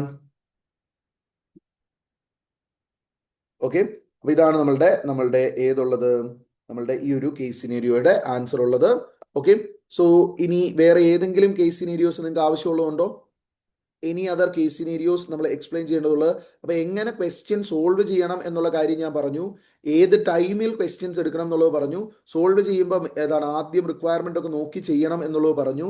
ചില കേസ് സിനേരിയോ MCQs വരുമ്പോൾ ഡയറക്ട്ലി നിങ്ങൾക്ക് സിനേരിയോ വായിക്കാതെ തന്നെ ആൻസർ എടുക്കാൻ പറ്റുന്ന സിറ്റുവേഷൻസ് ഉള്ളതും എന്ത് ചെയ്യണം എന്ന് പറഞ്ഞു. അപ്പം ഇനി നിങ്ങൾ എന്ത് ചെയ്യുക, എന്തെങ്കിലും കേസ് സിനേരിയോസ് നിങ്ങൾക്ക് ഡൗട്ടോ കാര്യങ്ങളോ ഒക്കെ ഉള്ളതുണ്ട് എങ്കിൽ നിങ്ങൾക്ക് you can also contact me, no issues in that. നിങ്ങൾക്ക് ഇതിനകത്ത് ഇനി വേറെ ഏതെങ്കിലും ഇതിന്റെ ഇൻഡെക്സ് വേണമെങ്കിൽ I will also be sending to the സിക്കാസ team. So you will be getting that index from them. സോ നിങ്ങൾക്ക് റിവിഷൻ കാര്യങ്ങളുടെ സമയത്ത് എന്തെങ്കിലും ആവശ്യമുണ്ടെങ്കിൽ we can go ahead with that. അപ്പൊ ഇങ്ങനെ നിങ്ങൾക്ക് ഏതെങ്കിലും കേസിന് ഇനി വേണ്ടതുണ്ട് എങ്കിൽ പറയുക. Otherwise we can wind up I think. അല്ലെങ്കിൽ വേറെ ഏതെങ്കിലും ടോപ്പിക്സ് നിങ്ങൾക്ക് ഡൗട്ട് ഉള്ളത്, എന്തെങ്കിലും ഡൗട്ട്സ് ചോദിക്കാനുണ്ടെങ്കിൽ we can take that, no issues. Especially accounting standards കൂടുതൽ ഞാൻ എടുക്കുന്ന അക്കൗണ്ടിങ് സ്റ്റാൻഡേർഡ്സ് ആണ്. ബാക്കി ടോപ്പിക്കും പറ്റും, കുഴപ്പമൊന്നുമില്ല.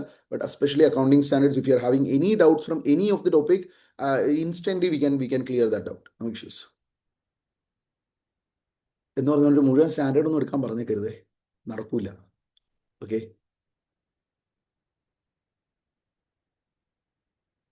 Okay, any doubts? സോ അപ്പൊ നിങ്ങളുടെ എന്തെങ്കിലും ഡൗട്ട്സോ അല്ലെങ്കിൽ ഏതെങ്കിലും കേസിന് വേണമെങ്കിൽ ചാറ്റ് ബോക്സിൽ പറയുക. അപ്പം നിങ്ങളുടെ എക്സാംസ് കാര്യങ്ങൾ it is nearing. So prepare well. നിങ്ങൾക്ക് എന്താണ് ഇനി കുറച്ച് ദിവസങ്ങൾ മാത്രമേ ഉള്ളൂ.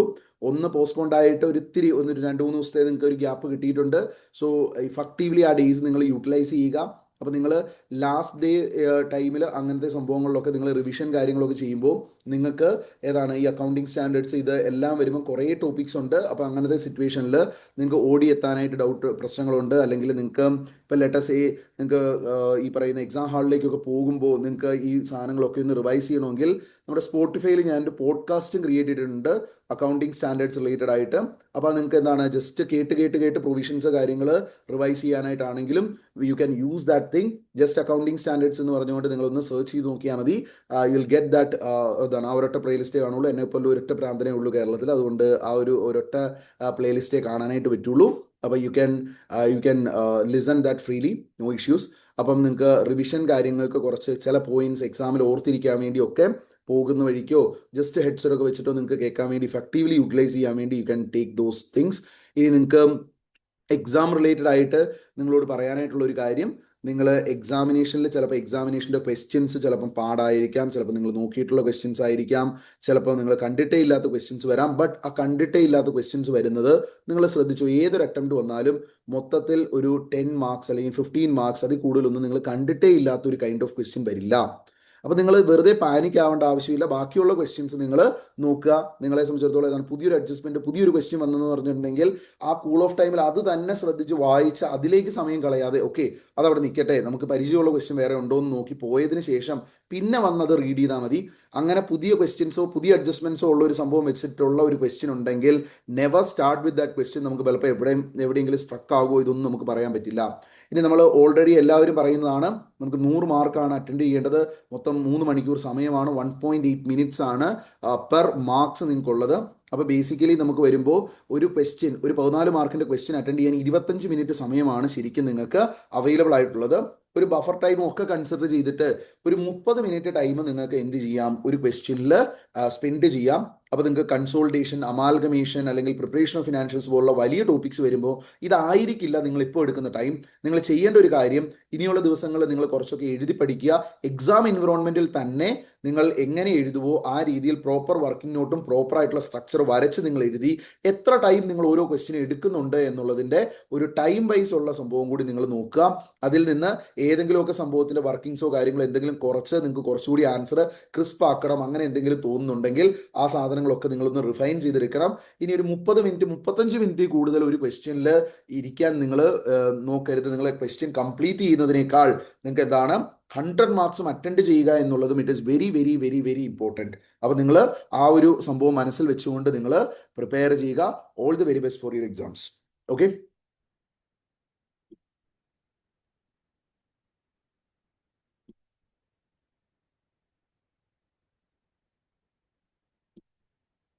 നിർത്തിയാലോ?